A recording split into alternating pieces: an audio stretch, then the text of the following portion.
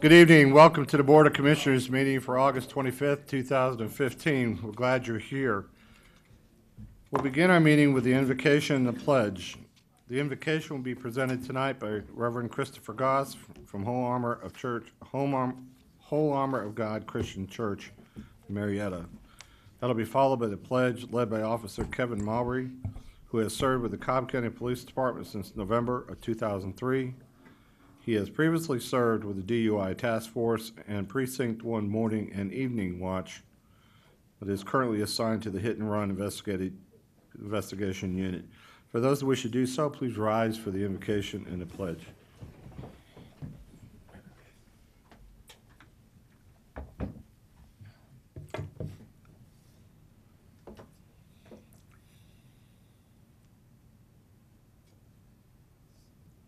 Good evening. We've been reminded from a scriptural standpoint to not worry about anything, but in all things, let all your prayers be made with thanksgiving and with supplication. And that God's peace, which is far above all human standing, will keep our hearts and minds safe in union with Christ Jesus. So as we come this evening, invoking God's presence upon this commissioners' meeting and business of Cobb County, we are thankful and grateful to be alive and well and in our right minds. And as we conduct this business, we do ask you, Father, to send your presence and your Holy Spirit. Let your Shekinah glory come in the midst of this place in which the business is going to be conducted for the county of Cobb. And we ask that a special touch, this gift that you have given us, called forgiveness, let us be reminded that we have all received, and yet many of us refuse to grant it to others because of hurt, anger, pride, stubbornness, bitterness, resentment, and a host of all other emotions. These emotions keeps us from your blessings because of unforgiveness. Simply, if you have anything against anyone at this point, because we don't know how we may walk out of this building, let us forgive it now. And Father, we thank you for such a loving Savior who has forgiven us. May your peace, which surpasses all understanding, enrich us tonight. In your Son, Jesus Christ's name, amen. Amen. I pledge allegiance to the flag of the United States of America and to the republic for which it stands, one nation, under God, indivisible, with liberty and justice for all.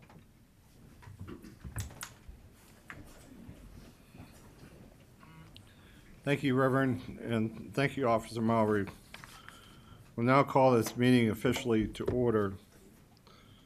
Earlier today, at the work session, we had items presented to us from under tab 1 and tab 2.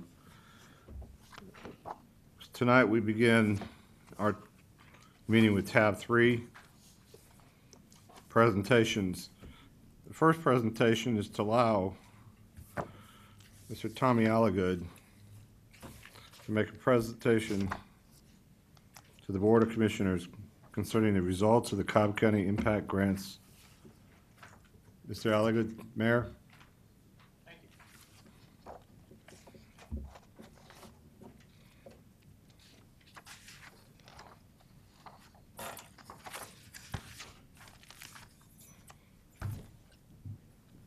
you.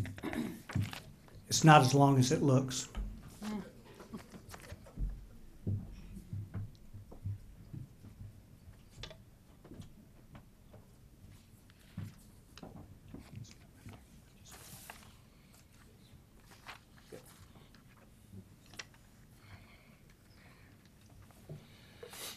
Mr. Commissioner and District Commissioners, Mr. County Manager, it's a pleasure and an honor to be here tonight.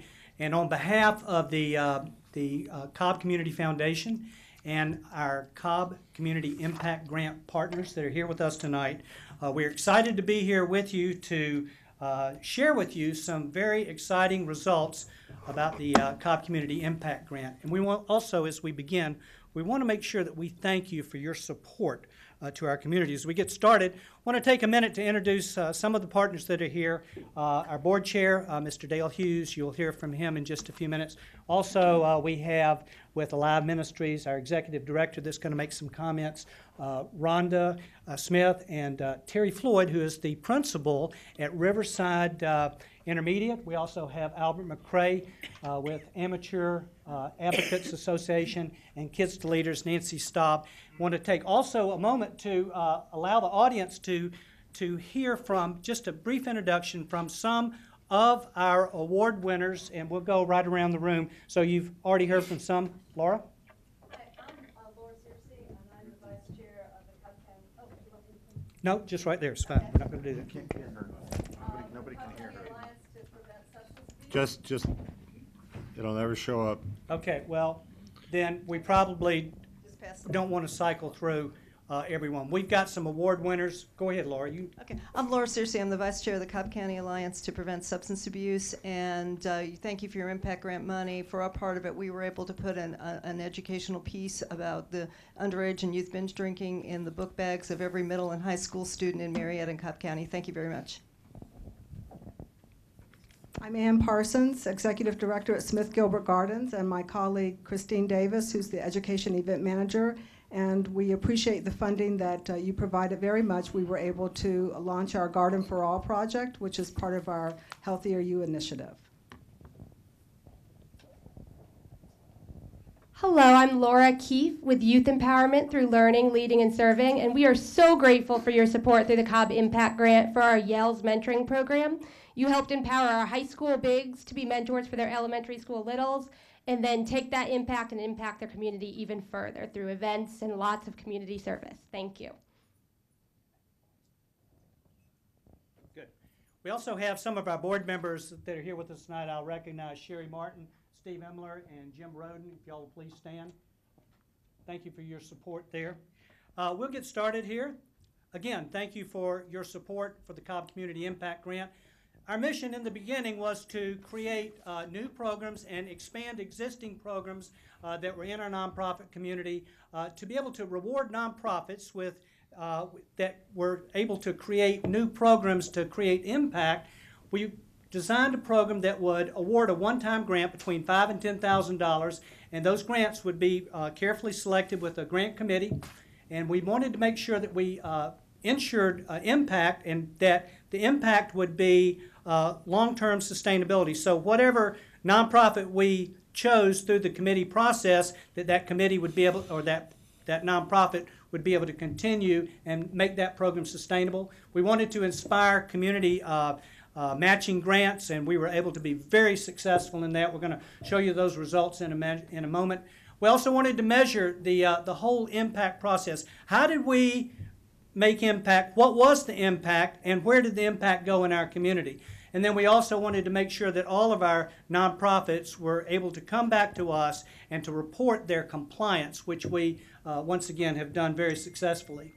Here are our 29 Cobb Community Impact Grants. You'll notice to the right that there is a number there. I was wondering if you had an opportunity to receive the program analysis there. You will see just to the right of the different Cobb Community Impact Grants is the district in which the nonprofit is either located or implemented and distributed their program. And you can see right here, District 1, Mr. Weatherford, that's 7 grants in your district. District 2, 9 grants, Mr. Ott. And in District 3, 6 grants. And in District 4, there were 7 grants that were awarded, a total of 29 different grants representing being delivered to every part of our community.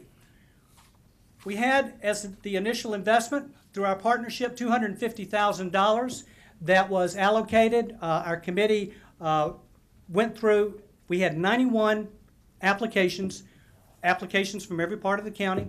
Our committee carefully had a certain criteria, selected 29 of those Community Impact Grant awards, and we delivered those awards on April the 25th. We've had 100% compliance. We ask that everyone receiving a grant they had to come back, be compliant. They had to tell us basically that they did what they said they were going to do. Now, here's an extraordinary number. As we inspired matching funds, our nonprofits, these 29 nonprofits, either between a new program or the expansion of an existing program, created matching funds of $399,358 with over 50 different matching partners. We have impacted geographically every part of the county. We have touched categorically every part from cultural arts to basic needs in every part of the county. 29 different Cobb Community Impact Grant Award recipients, impacted 103,280 citizens for a total return on the $250,000 of $649,358 invested in new and expanded programs in our county. We had over 50 different matching partners. Of the 50 different matching partners, 25 were actual individual donors, some were anonymous donors, and then many were just local businesses, high-profile businesses that were investing in programs in our county.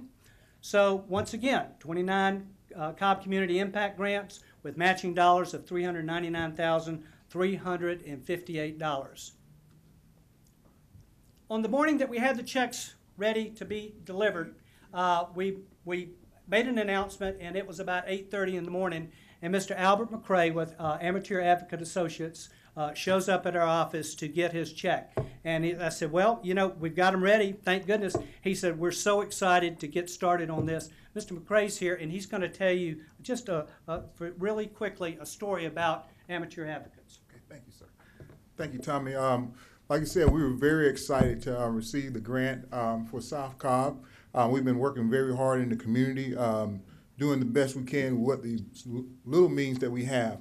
Amateur Advocate is devoted to partner with those whose passion is to positively impact the lives of local youth and community. Our aim is to positively energize the community support for grassroots initiatives that provide young people with the constructive recreation and guidance and opportunity. And the Cobb Foundation impacted our organization and impacted South Cobb just like that.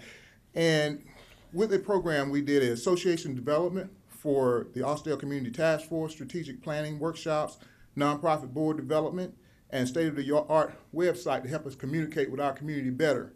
Also, we did community engagement that energized over 18 nonprofits and schools to participate in the county community pride and services for Greater Cobb and the South Cobb community. Also, we had our youth track program, existing program, where we took over 25 students to 5 different meets and also developed a nutrition program for that program. One of the program's participants is here today, and I would like for them to share a little small snippet of how this grant affected them through the Mableton Day and their community foundation. Miss Susie Jones, will you come share with us a little bit? Hi, I've been fortunate enough to win the award 3 years in a row, twice with Harmony Leland and once with Lindley 6th Grade Academy. And our main goal is to show school pride. And that's by getting everyone involved, teachers, student, parents, volunteer, and teaching them what it's like to volunteer and be responsible.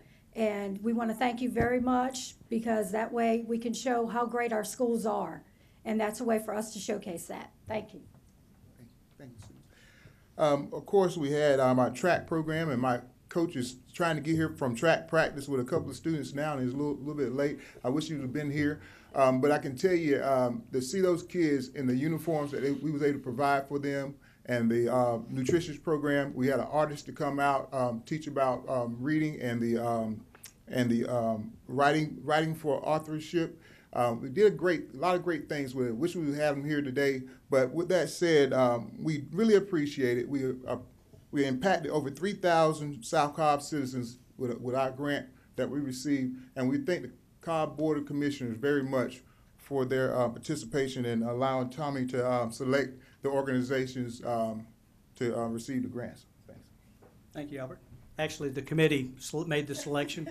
District 1, here's Reconnecting Families, and Debbie Ponder. If you know Debbie Ponder, she took her grant and created an outdoor classroom for juvenile probationers, and that particular grant impacted 133 youth that are here in Cobb County that are on probation that had the opportunity to take advantage of the outdoor classroom. District 2, Kids to Leaders, Nancy's going to tell you about an online training program that they used their grant for to impact and touch 200 volunteers. My name is Nancy Staub. I'm the Executive Director of Kids to Leaders, and our mission is to change the direction of the lives of children of inmates. And we had wanted for some time an online training course for our volunteers to help them work with these children at our summer camp. We have a one-week summer camp, and because of the grant, we were able to implement this summer for before our summer camp started. Thank you. Hello, I'm Swan Robinson. I'm actually a volunteer with Kids to Leaders, and I started off as a camper when I was about 7. The training really helped us interact better with the kids, and it pretty much got us more involved with the kids, and it helped us to relate to their problems. And thank you so much. We appreciate it. Thank you, Swan. Okay, District 3, Simple Needs. Brenda's here with us tonight. Just to tell you real quickly what they did, they took their grant and they expanded a program that has met the needs for homeless children and have impacted over 1,000 children with that program. District 4, with their grant, Alive Ministries and Rhonda Smith, working with Terry Floyd down at Riverside, created a brand new food pantry. Rhonda. Thank you. My name is Rhonda Smith, and I'm with Alive Ministries. Our mission is to eliminate hunger for at-risk students so that they may have the greatest opportunity to succeed in school, which we hope will translate to success in life. We currently have food pantries located in 19 Cobb County schools.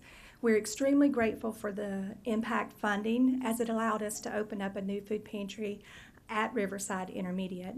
I'm going to introduce Dr. Terry Floyd from Riverside Intermediate, and she can tell you about the impact that it has on her students. Thank you. Thank you very much for allowing me to speak just a moment about the opportunity that I have to be the principal at Riverside Intermediate School of 1,300 students in grades 2 through 5.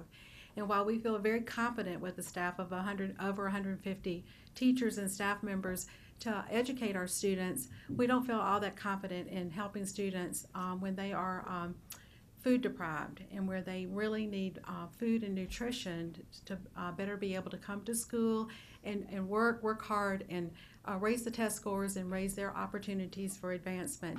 So I'm just very grateful and humbled by the generosity that Alive Ministries and through her partnerships with the Impact Grant we're able to feed 75 families every month with over 75 pounds of food. And you just can't imagine what impact this is going to have for the students at my school. That it's just hard to believe children are hungry in our county, but they are. And I see them every day, and I see their smiling faces as they leave happily after they've been fed 2 meals, breakfast and lunch at school, and now to have to be able to help their entire family through Alive Ministries. I just want to thank you again for your great generosity to my school. Commissioners, we have 29 stories that are just every bit as impactful as the ones that you've heard, making a difference, creating quality of life. You ask, why has this program been so successful? First of all, it impacted citizens in Cobb County. 103,000 people were touched by these grants. It was leveraged, $399,000 that the nonprofits went out and leveraged with public. So we had public-private partnerships, and we measured it. We came back and we measured so that we knew what the impact that we had on people. And then finally, most important, we've improved the quality of life in our community. Thank you so much. Commissioners, I want to thank you, and I want to let you know that it was an honor to be rich in good deeds for our county as a result of what you did. We promised you we'd be transparent, we'd be accountable, and we'd leverage it. We hope that you've seen that we've done that, and I ask that you would consider putting it into the budget against next year. And there's one thing I want to tell you and leave as a thought for you.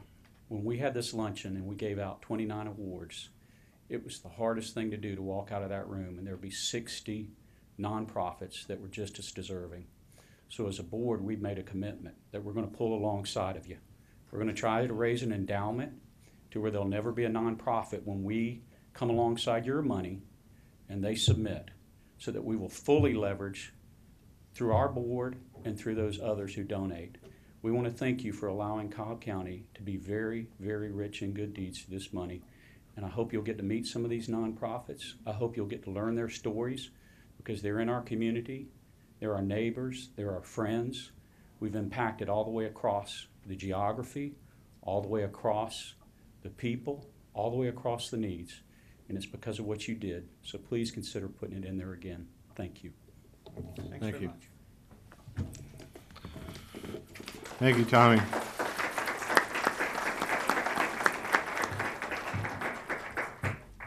Tab 2 is to present a proclamation, Dr. Dan Stevens. If you would come forward, please, and anyone else that would like to join you, commissioners. Mr. County Manager.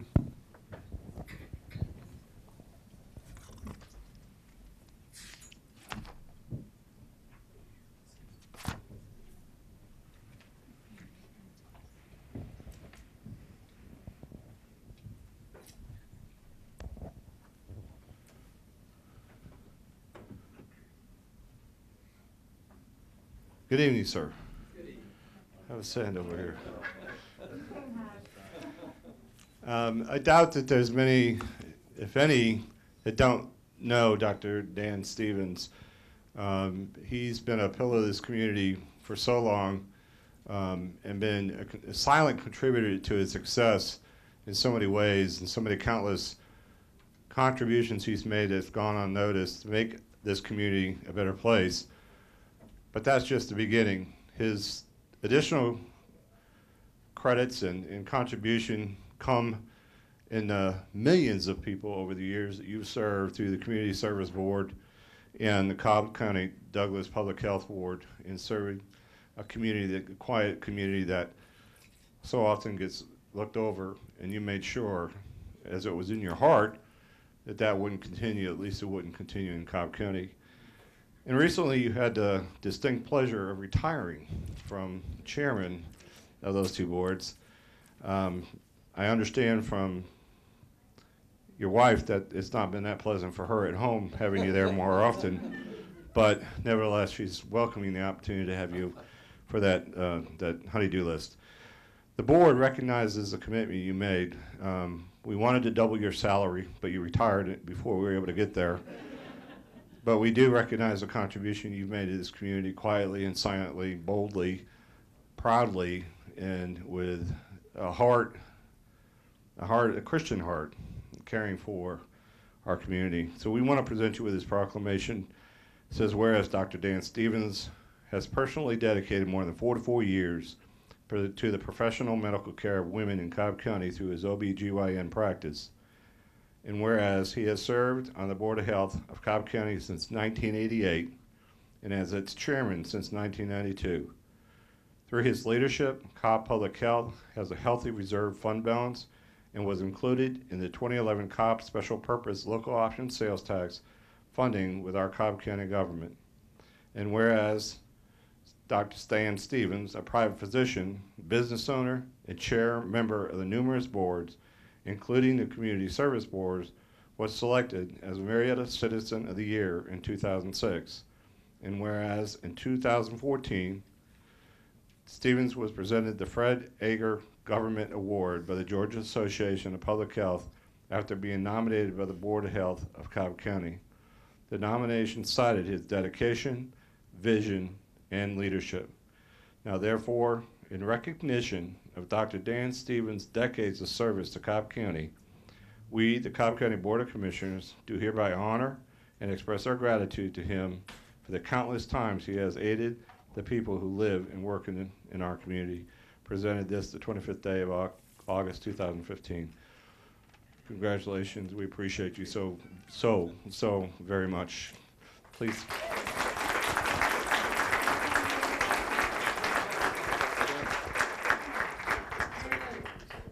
Mary Lou, you want to come up here? I would like to tell you what my salary was, but I don't think I want to double it. As from the Board of Health, we got a free flu shot every year. So if you doubled it, that would just be twice that. I have had a passion for the least of the least that we have taken care of all this time. They're the left out, they're the ones that nobody cares about, and our employees. The employees of the two boards had not had a raise until this year for 5 years. So it's been a passion of mine to take care of these people. There is a milestone happening. We've been working for 3 years on a crisis stabilization unit on County Services Road. That will open tomorrow. And the crisis stabilization unit will receive people mentally retarded or mentally ill from the emergency room or in a crisis, and also to give them emergency treatment for 3 to 4 days and then get them in a treatment center. The treatment center, the Community Service Board, sees 30,000 visits a year. Also, it's not by accident, it's on county service roads across from the jail. This should help keep a lot of people who run afoul of the law out of the jail and into this treatment center. And it will help the jail, it will help them. But anyway, I want to thank the commissioners. They see me for money all the time, so they hate to see me coming. They know what I want is some more money. But I want to thank them and David. That's a county building on County Services Road that would not be possible without the support of our county commissioners. They have been great support through the years, and I want to thank them very much. Thank you so very much, sir.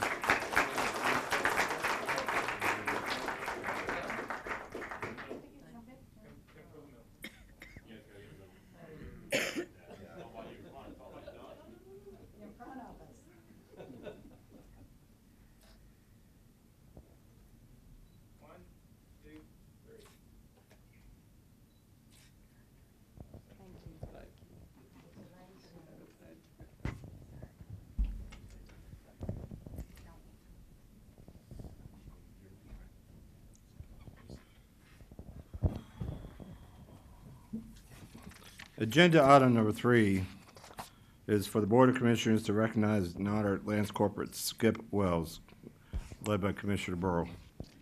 Thank you. Kathy, Patricia, and Richard, would y'all like to come up, please?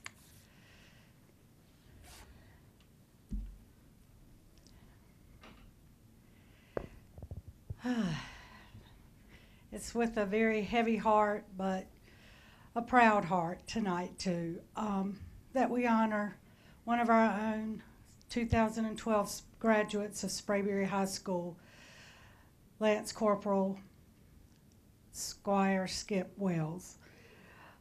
Before Commissioner Weatherford reads the proclamation, I just wanted to say a few words to his mom, Kathy, here, and his grandparents, Richard and Patricia. I didn't know Skip personally, but I've gotten to know his family and feel like I've known him for many years. A lot of the folks that I've met since this tragic event on July 16th have told me what a great person he was, what his impeccable character, from his classmates at Sprayberry, former classmates, and his teachers, and just the whole community. And I'm just really touched by the outpouring of support that has come from this community in the Sprayberry area, that the love and support that they have shown to all of us through this tragedy. Skip was a band member at Sprayberry, and he also served in the Navy Junior ROTC. There's a memorial at Sprayberry. If you haven't been by there lately, there was a memorial service there as well, which was packed, well attended. And the city of Marietta allowed us to assemble on the bridge, and you'll see the pictures up here, to welcome him home when the Patriot Riders, where is Bob? Patriot Riders brought him from the airport to the funeral home. And the things that have gone on in this community just really shows how we all come together.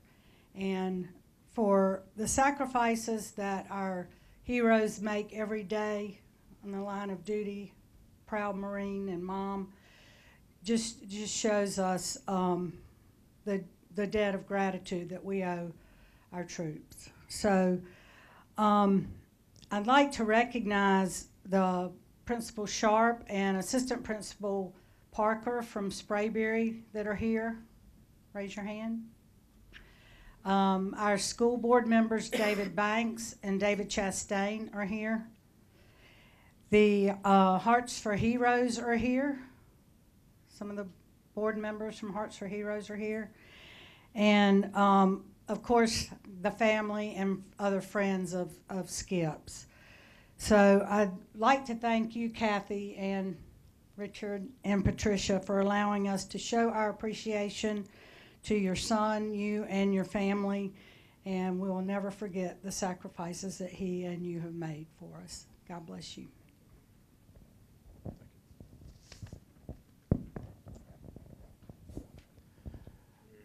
You know, I didn't know Corporal Wells either, but I did know him. He was my brother. And any veteran knows what I mean. And a veteran is someone who wrote a blank check payable up to and including their life to the United States of America. That's pretty profound, and we're honored to be here to present this to your son and his sacrifice to our country. Marine Corps Lance Corporal Squire Skip Wells was a Cobb County resident who attended Sprayberry High School, where he was a member of the JROTC and band before graduating in 2012. He was also a member of the orchestra of his church, First Baptist Church in Woodstock, and volunteered at Kennesaw Mountain National Battlefield. And Corporal Wells studied history at Georgia Southern University from 2012 to the fall of 2013. He then entered the United States Marine Corps in 2014, quickly earning the National Defense Medal, a certificate of appreciation, and the rank of E3. His unit was the 3rd Battalion, 14th Marine Regiment, 4th Marine Division, Force Reserves. And Corporal Wells, 21, was among 5 servicemen killed July 16th when a gunman conducted an ambush against unarmed troops at Chattanooga, Tennessee, Naval Reserve Center and a recruitment center. And an estimated 500 Patriot Guard riders joined law enforcement officers in escorting his body home. Even as 10,000s of residents line the highways to salute his funeral procession and honor Corporal Wells. So he's survived by his mother, Kathy Wells, grandparents, Patricia and Richard Trepanese, and 2 aunts, Lynn Trepanese and Sandy Jackson. Now we, the Cobb County Board of Commissioners, do hereby honor Lance Corporal Skip Wells, whose life provided inspiration to our community and whose faithful dedication to serve our country exemplified the finest traditions of the Marine Corps. Thank you.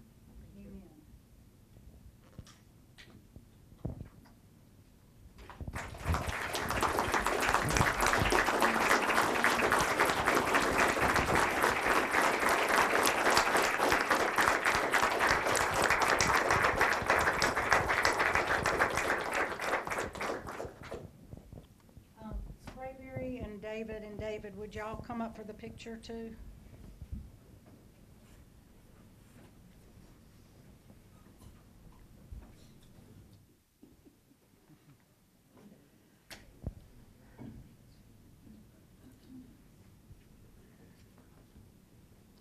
Everyone could just gather together.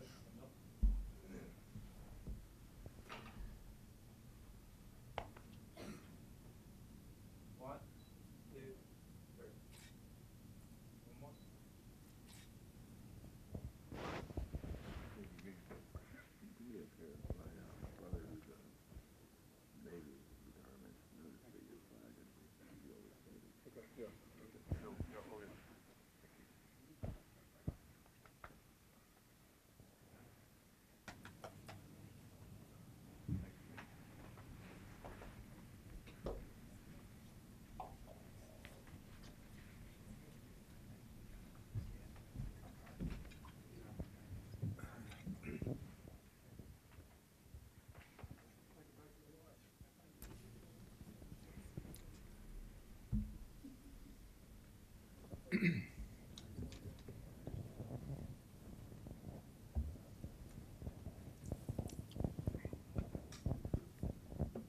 Commissioners, I have a add-on non-agenda item for presentations that I'll need your support to add to the agenda tonight.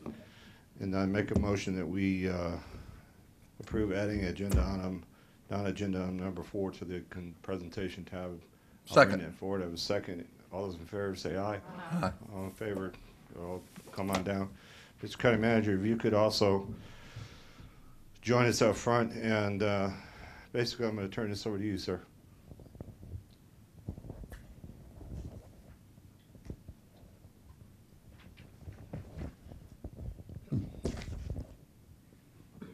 Thank you, Mr. Chair, for allowing this to be add-on, and certainly this is where we request the Board of Commissioners to present a certificate of recognition to Rob Hosack in his honor of his 27-plus years, 1 week shy. I call it 28. Rob, would you come on down?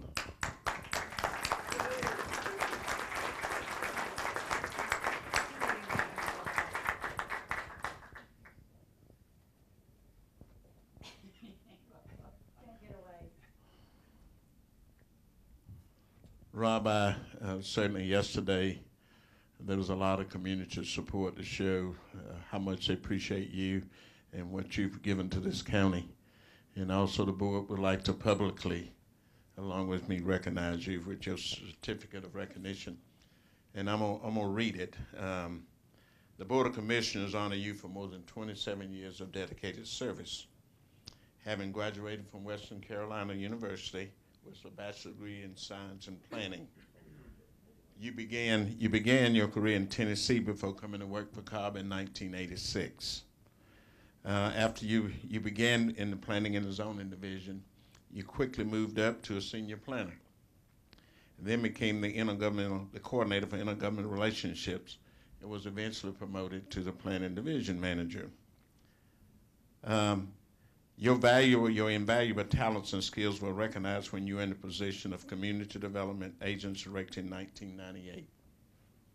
Your retirement is our loss, but we wish you the best as you move forward with your personal plans and for the future. Thank you for your time and your outstanding work, and especially your leadership. We give this to you the 25th day of August 2015 by Chairman Lee and the other 4 commissioners. So all 5 commissioners signed this. There are no blanks here, Rob. And it says exactly what our commissioners, and I want to say personally, we thank you for all that you've given to this county, certainly the culture of this county. You certainly can represent what we believe in customer service, and I think you epitomize that belief and how the board believe in others about service. Thank you so much.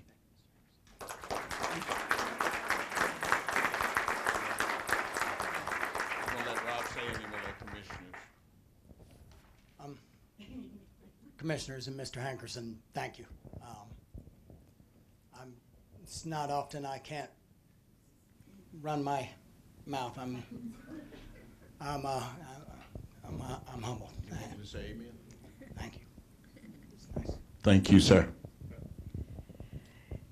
Rob, you've been a rock for all of us. You are the go-to guy, and it really shines through to all your department heads and staff. Whenever we need anything, we know where to go, and you have been so helpful to all of us, but I can't thank you enough for all the support and assistance you've shown me since I've been here. So thank you. God bless you, and don't be a stranger. I'll see you at Mass.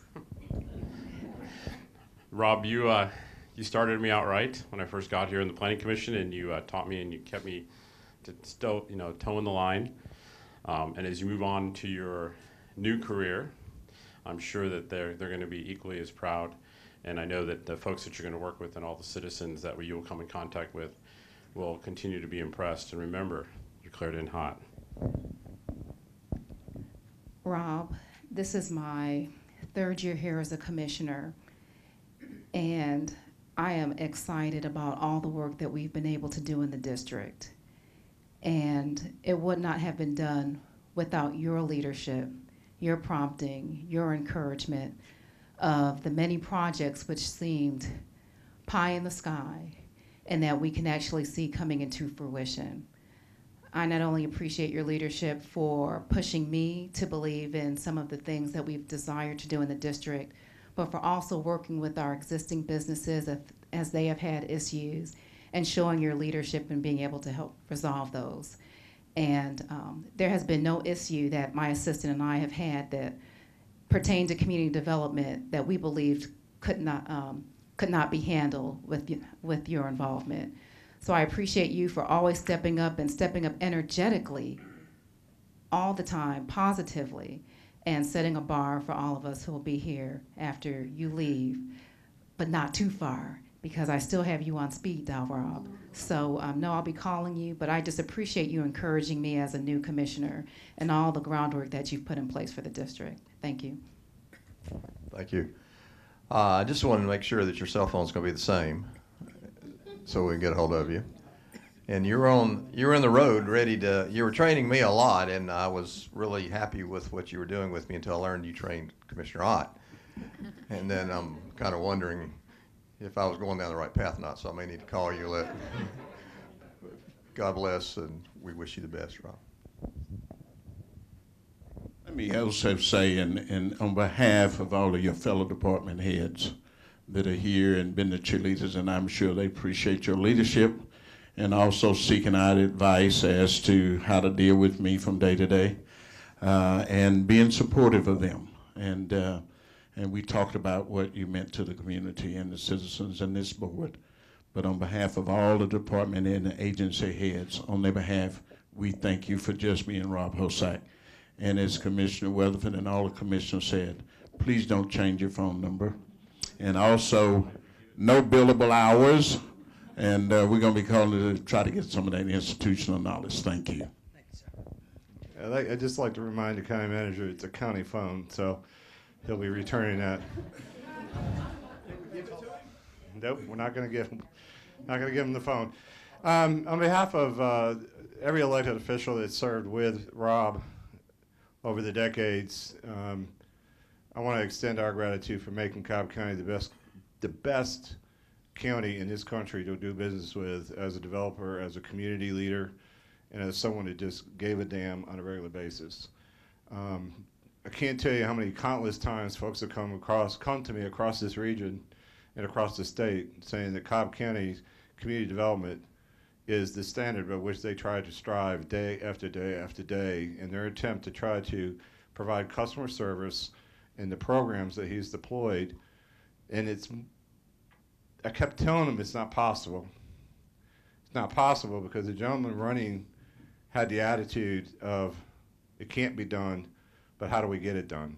And he did it quietly, he did it purposefully, and he did it aggressively, and he made us all look good as a servant heart that you have. And we appreciate you so much for what you've done. You've established and written and defined what customer service is in this country, and it will never be forgotten because it will never be duplicated because there's only one Rob Hosack.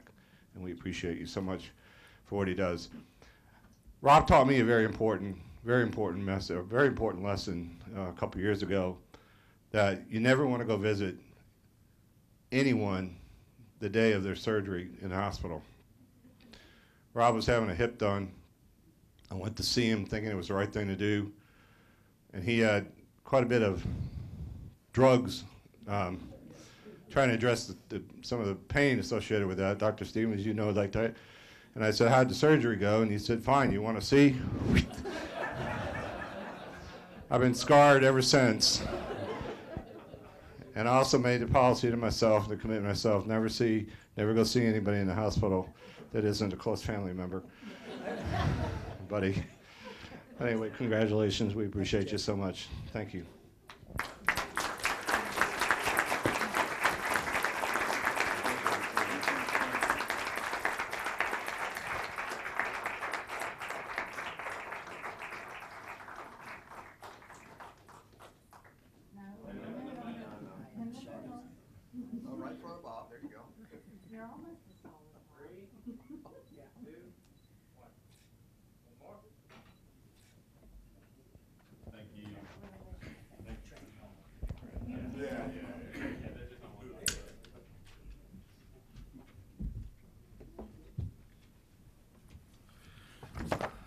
Thank you.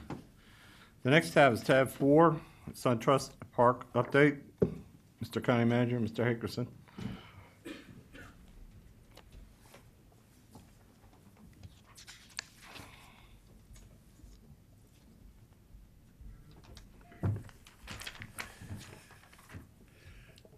Good afternoon again, Mr. Chairman and Board. Quick update. We still have our weekly meetings with the owner architect contractors meeting, which is beneficial to keep track on that. All of the building permits have been secured. We have no lost time with over 525,000 man hours on site as today. The playing field is at rough grade.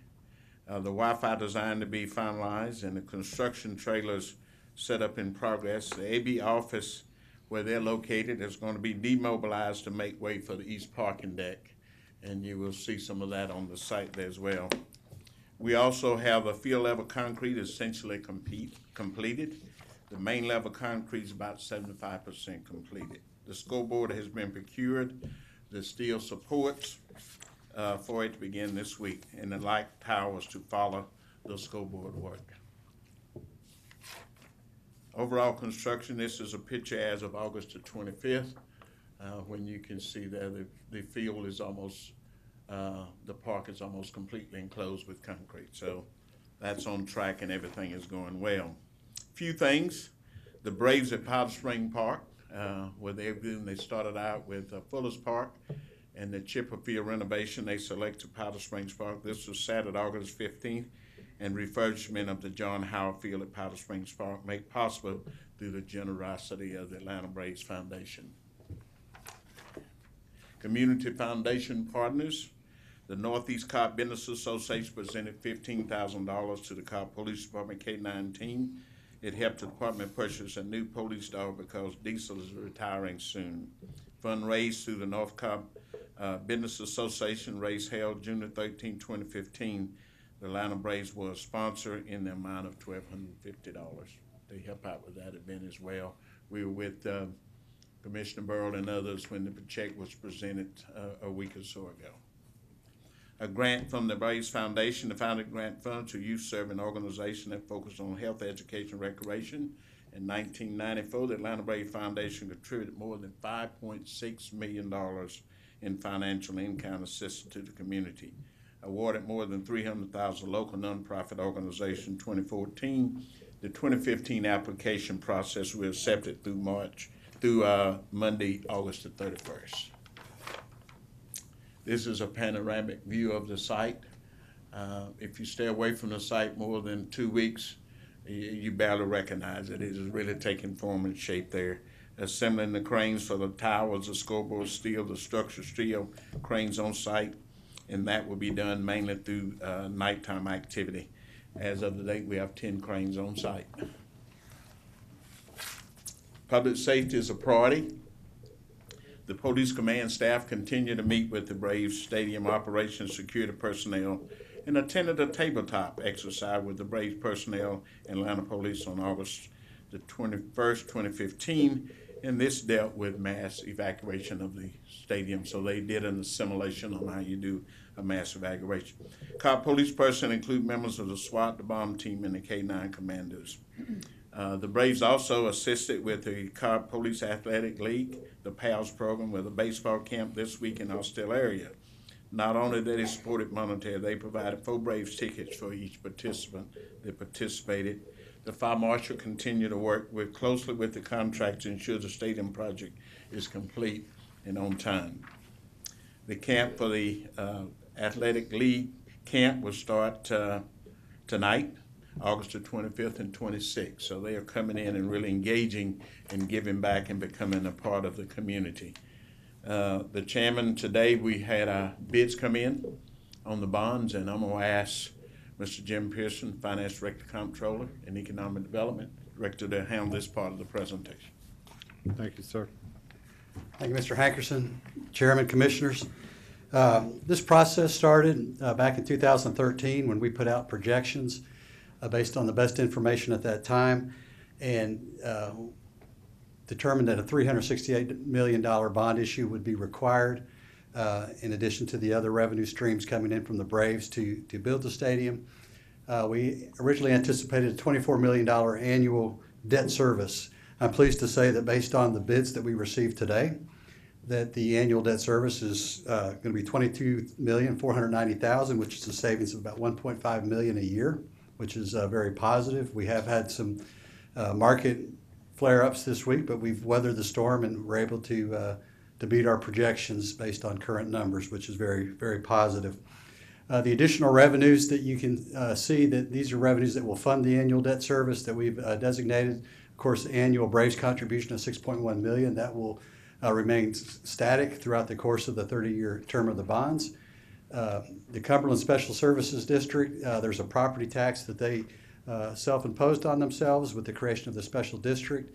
We originally anticipated would require 3 mills because of the growth in the digest and new development. It's now at 2.6 mills, and that will bring in $5.15 million a year toward debt service on the stadium. There's also a $3 hotel fee that's in this Cumberland Special Services Transit District. This overlays the CID, and it's for the hotels, $3 a night fee. We're going to allocate $2.74 million of that to the debt service, and I'm pleased to say that prior to any Braves activity, any of them playing in the new stadium and bringing in people to stay in Cobb County, we're about $1 million over projections. And with that, we'll be able to dedicate that amount to the operation of the circulator fee, which you heard a presentation on today, the work sessions. That'll go toward to support the operations of that service. In addition, the hotel motel tax, we originally allocated $940,000. This is the excess that's available to Cobb County that goes toward travel tourism. And right now, our projections are about $570,000 above the $940,000 that we originally projected back in 2013. And the rental car tax, we projected $400,000, and that's averaging about $50,000 a month for $600,000 annually. The bottom line is that we're able to reduce the debt service portion that we allocated, which was 0.33 mils, by about $2.3 million. And this will bring our millage rate that we projected that would be required to fund this portion of the debt service from 0.33 mils down to 2.34 mils, which is almost a 0.1 mil reduction. And this is prior to any activity from the Braves. We're looking for that number to go down even further as the Braves begin playing in Cobb County, and we start seeing increased economic activity in that part of Cobb County through the hotel motel tax and the rental car tax and other local revenues that will help us to offset that amount. So I'm pleased to say that the bids were received today, and we did select the lowest bidder, the lowest interest cost for the county, taxable bonds, 30-year at 4.4%. And these bonds will be closed on September 9th, a couple weeks from tomorrow. So very positive news on the financing for the Brave Stadium. Thank you, sir. That's excellent news Jim brings forward to us today, that where we stand today and only a year and a half into the project is a significant improvement over where we had projected, and goes to the conservative projections that you and your team put together. A testimony that was actually the right thing to do and accurate in that regard as well. So this is perfect news for this milestone. As you said, as things continue to improve and activity actually really starts to happen out there, we can only anticipate that the picture will be improving as time goes on. So we appreciate that. And if I could add one more thing, Mr. Yes, Chairman. When we first began the process with the bonds, we had an amount not to exceed $397 million. That's worst case scenario. We were able to finalize the bonds for about $376 million. We're able to completely fund any capitalized interest through the revenue streams that are coming from the CID and the special transit fee, the $3 a night hotel fee. So we're in good shape to fund the debt service on the bonds without having to borrow additional dollars for the capitalized interest. So the cash flows are looking great, and we're in good shape to move forward. Great, good news. Thank you, Mr. Hankerson. Mr. Chairman, that complete our SunTrust Park construction update, and Jim and I will entertain any questions or comments from Thank you. Any questions, comments on the board? Thank you, gentlemen. Great news. you. Appreciate you. That takes us to tab 5, Cobb County Water System Agency. Mr. McCullers, this is to conduct a public hearing for employment of consultant. Mr. Chairman, Commissioners, Mr. County Manager, Water System asks this evening that you conduct a public hearing related to design of the Pine Tree KSU outfall sewer upgrade. Thank you very much. At this time, I'd like to open a public hearing for this item and this item only. Anyone wishing to speak, come forward at this time, please. Seeing and hearing none, the public hearing is closed. Thank you, Steve. That'll take us to tab 6, Transportation. One item to conduct this public hearing. Director Massimo. Mr. Chairman, County Commissioners, and County Manager, we request that the Board of Commissioners conduct a public hearing prior to expending $100,000 or more to secure engineering design services for Mableton Parkway pedestrian improvements, Interstate North Parkway at Interstate North Circle intersection improvements, and I-75 at Third Army Road interchange. Thank you. At this moment, we'll open a public hearing for this item, this agenda item only. Is anyone wishing to speak for or against this item, please come forward. Seeing and hearing none, the public hearing is closed. Thank you, Director. Cobb County Support Services. Sarita? Chairman, Commissioners,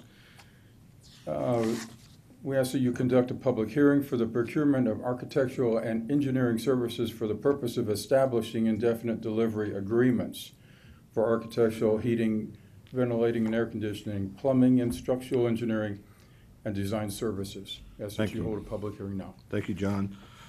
We'll open up a public hearing for this agenda item, this item only. Anyone wishing to speak for or against, please come forward at this moment.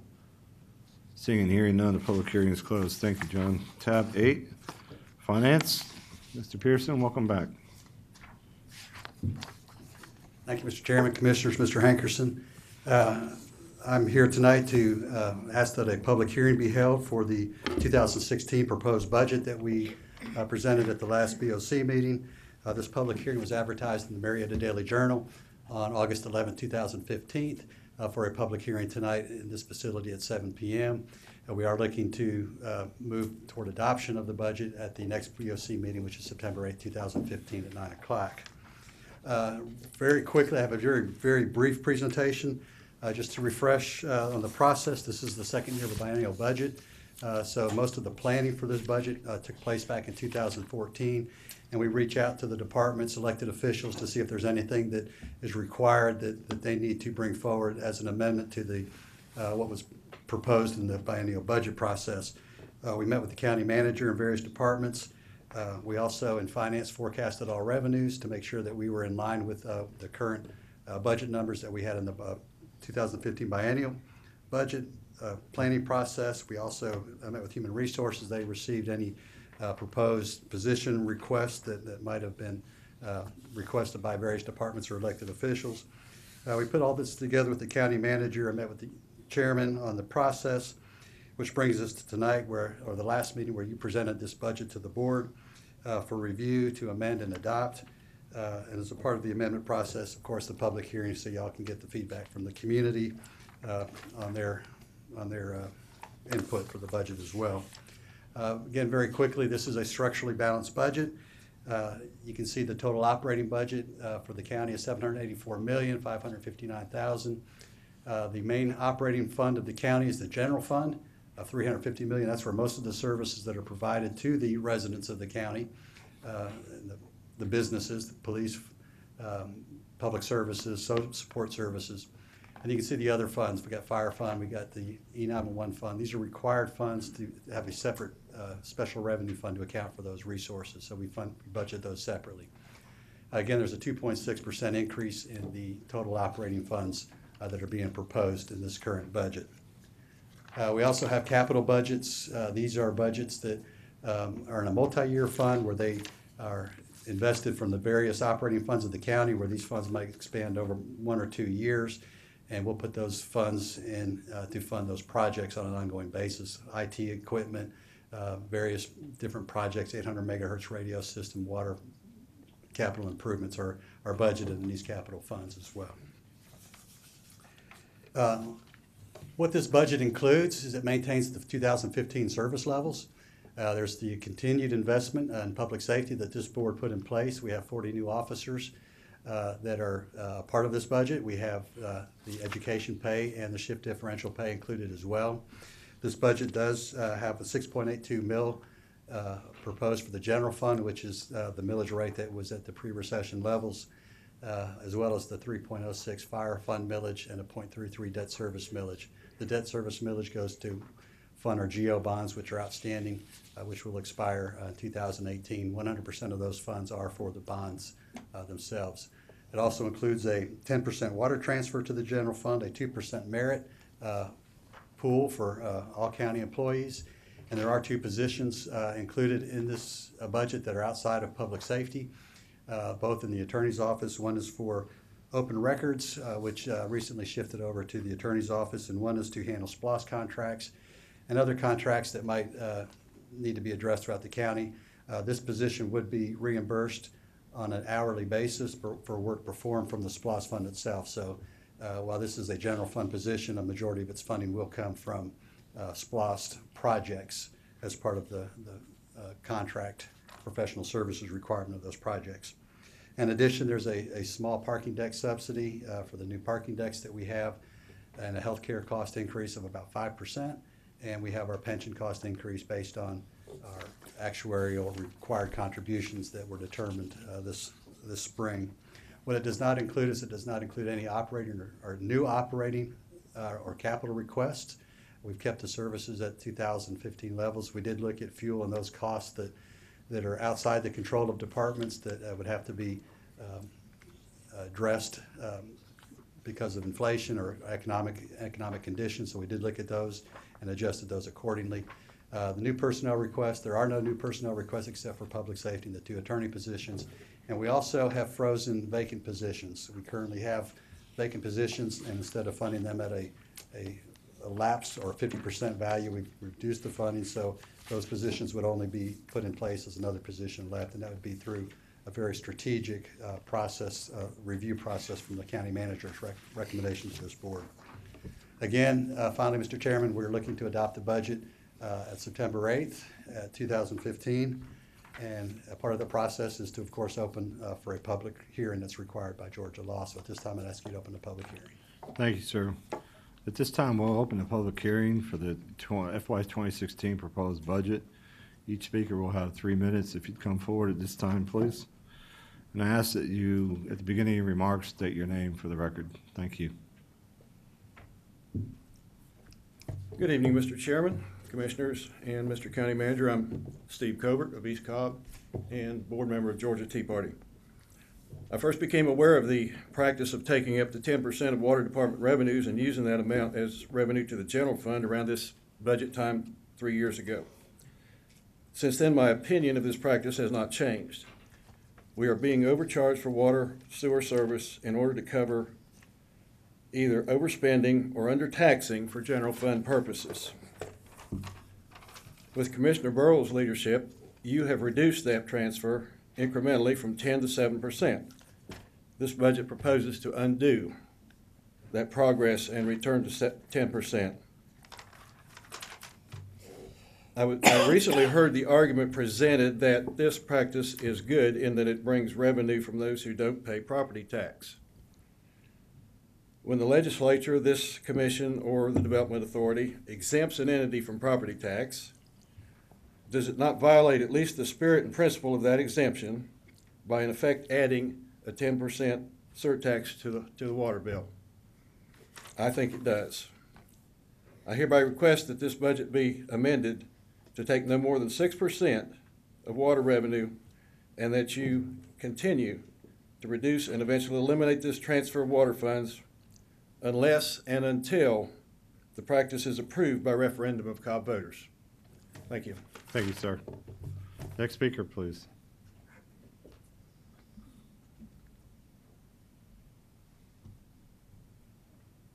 Rich Pellegrino, resident of Mableton. Around 7 years ago, Chairman Lee, you made rounds to various, to all the districts, and held town halls regarding the fact that we were entering an austerity, a period of austerity, an austerity budget. My understanding is that we're now back to pre-austerity levels in terms of millage rate and funding and so forth. And so it just makes sense that we get back to pre-austerity services, especially for South Cobb, especially for the least among us. We're still at austerity level library funding, transit funding, mental and public health funding. And there's no reason why those should not be priorities in this budget, and they aren't. Also, Commissioner Cupid in my district asked for some very modest additions to the budget. They were excluded, ignored, and denied up to this point. I call for those requests also to be included, or considered at least, in the revision, the budget revision that I hope will take place. And lastly, you have robust funding for public safety in the budget. Just 6 months ago, I would have been here rah-rahing for that, but because of what has happened during that period and the need for a citizen review board, not only pertaining to Commissioner Cupid's encounter with police, but many, many others, including my own and other people that have brought those incidents to our attention, that there should be no additional funding for public safety until that citizen review board is in place and police practices change, because we certainly don't want 40 more officers practicing the tactics that target communities of color and criminalize people who are not criminals. And I will say that if you do want additional law enforcement, then this is a backdoor way to include or to supplement crony capitalism Braves funding, because I'm sure a certain percentage of those officers will be serving the Braves Stadium area. So ask the Braves Foundation to fund that, or the generous Braves contributions that you've alluded to fund our public safety increase relating to the stadium, and put that money into these services that are needed for the poor.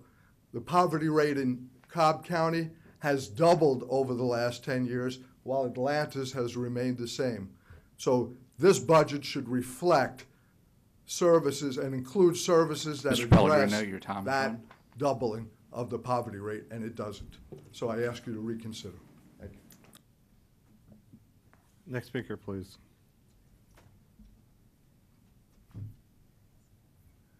Ken Howard, Georgia Community Coalition, and a resident of Cobb County. I saw the figures for transit, but I don't remember seeing anywhere where anything has been adopted for transit as far as this proposed 10X or the circular down in Cumberland. So I'm wondering what is included in those figures under transit. Ken, it's. I appreciate the question. It's pretty detailed, and either Jim or Faye can get that information for you. It's included in part of the operating and transit subsidy. It's listed on the overall sheet. Okay, my concern for that, Commissioner, is the fact if there are certain projects that are being looked at, that I know from the TAB committee, but none have been adopted. So if those projects don't have to go on a referendum, then these things can be put in place before anybody has a chance to say anything. So I want to make sure that these are not things that have been adopted, like the circular down in Cumberland area, because I really don't think that the taxpayers of Cobb need to be paying for that. Number one, it on the areas that it serves only circles the hotels and parking decks in that area, which to me is an undercover Brave shuttle. If the Braves need a shuttle, let them pay for it. The taxpayers of Cobb shouldn't be paying for it. Okay. Ken, I appreciate that. That's part of your letter here. That the budget that's being presented does not include anything associated with the shuttle that was presented this afternoon or was presented to you guys last night at the TAB. That's not part of this budget at all. Or the 10X?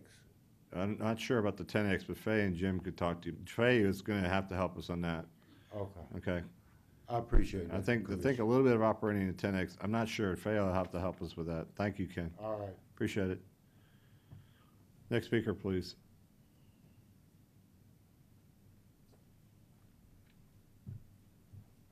Mr. Chairman, Commissioners, ladies and gentlemen, my name is Frank O'Brien. I reside in Kennesaw.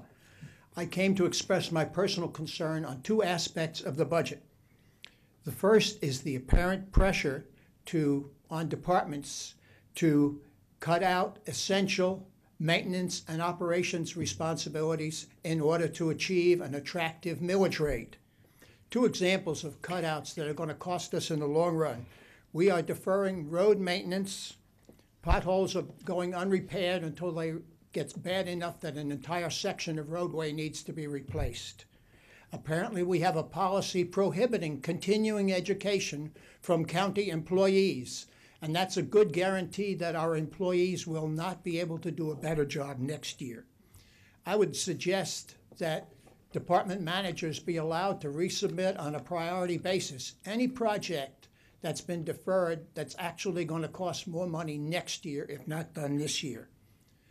Second, I think there's a problem with how Cobb implements SPLOST projects. There apparently is a management policy that prevents any work on a SPLOST project until the money to engineer and construct that project is actually collected. What this process does is it puts a challenge on the engineering and construction when it begins, and engineering construction becomes a high priority crisis, and we have situations where we have to get projects out of the ground even though basic conceptual design was not done. And there's the attitude, hey, if we don't do it right this time, we can pick it up in the next SPLOST. I'd like to give an example of a project that's turned out badly because of how we do our SPLOSTs, and that's the North Cobb Senior Center. This was built in 2003, and at the time, the chairman then publicly acknowledged that the center was way too small, and he promised a prompt fix. 13 years later, SPLOST 2016 has money for expansion, but this expansion now requires that we do a demolition of a large part of the construction that was done in 2002 and 2003. There are no records of plans for expansion, and we're going to have to rip out walls, parking lots, entrances to buildings, move hallways, etc. We built that center into a corner of the park property where it is going to be extremely difficult to build. We cut corners in doing the front-end engineering, but we apparently have a policy that reduces the amount of front-end engineering that we can do until we actually have construction money. Managers in 2002 and 2003 didn't have time or choices to make because occupancy had been committed to the public. Mr. O'Brien, I'm sorry your time has expired. I request the Commission change its policy to allow and require project planning before construction funding is available. Thank you for listening. Thank you, sir.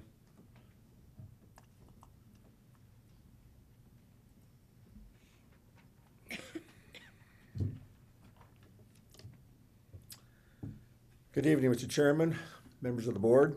My name is Mike Boyce, and I live in District 2. As many of you know, I have experience in doing military and government budgets, some as high as $22 billion and some as low as $100 million. My comments tonight are aimed at the structure or format of the county budget as presented with a goal of enhancing the transparency of this and future budgets. At the August 11th presentation, two of the commissioners noted that they did not see the proposed budget until the day of the presentation. If the concern is to limit the viewing of the product from people other than those in county government, might I suggest the use of a virtual private network that would address the concerns of the commissioners while protecting the work product, yet open up the budget to representative of the people so they can be properly considered. The budget, as you know, is the last step in the process of executing the vision for the county. It begins with a strategic plan, followed by the formation of programs that will be the vehicle for the plan, ending with the budget that details how it'll be paid for. I'd like to encourage you to adopt a format that reflects, by some degree of programmatic formats or categories, what that plan is, or in other words, why we're spending the money. For example, on page 9 of the August 11th presentation, there was a list of public safety programs. This provided everyone with a clear picture of the dimensions and scale of that program. In this budget, this pretty much in an accounting format, we don't have that same kind of clarity. And if we use the programmatic boxes or categories, that'll give us better details and enhancement of what exactly means by that line item might mean. Right now, we currently have to search through all 49 pages of the budget to see what public safety investments are. I have no doubt they're in there. I'm just saying for publicity, for simplicity and presentation, it would be better if you'd adopt some sort of a programmatic category rather than the functional lines used in the current program. The issue of the pay study was brought up at the August 11th presentation. I suggest that issue might be handled by the use of a placeholder. You know, we're missing the point by explaining that the cost of the study is not known, and hence we couldn't include it in the budget. What should be transmitted is that we are aware of the concerns of the county employees, and by including a placeholder in the budget, we're signaling to them the seriousness of your intention to address that issue in the coming year. The amount of the placeholder is really not that big of a deal, because it'll eventually be addressed by the other members of the board. By leaving out the pay study and not having a placeholder, you're telling the county employees, intentionally or not, that the topic will be pushed out to the right for another year. Mr. Boyce, I'm sorry, your time has expired. Okay. I appreciate your time tonight, and hope you give some consideration to these suggestions. Thank you very much. Thank you, sir. Next speaker, please. Seeing and hearing none, the public hearing is closed. Jim, thank you for the presentation. Yes, sir. In my opinion, one of the most important things that we've heard tonight and over the past several weeks is that our tax digest is showing improvement. It's very encouraging, but it is important to realize and reiterate that we are not back to 2009 levels as of yet. That says, when the economy forced the Board of Commissioners to raise the millage in 2011, the board made a commitment to reduce the millage as soon as the digest returned to 2009 levels or within 5 years. While the digest is not quite at 2009 levels, we are approaching 5 years. The proposed budget restores the millage to the pre-recession level of 6.82 mils for the general fund. It reflects a $197 million investment in public safety, which makes up 56% of our budget. This investment stays true to this board's multi-year unanimous commitment to public safety, and it maintains our 2015 service levels. It also meets unfunded health care mandates and pension funding requirements. It is this type of budget discipline that contributes to the county having just received its AAA rating for the 19th year in a row. I'm proud of the budget that has been proposed and appreciate the input that has been provided by the community, the commissioners, and we look forward to continued input. I'd like to remind folks we are at the middle of this budget process. We have 2 more weeks in which to continue to consider input and options. I encourage residents to stay engaged, and I look forward to working with the board to adopt the final budget in September. Are there any other comments for any of the commissioners? Yes, ma'am.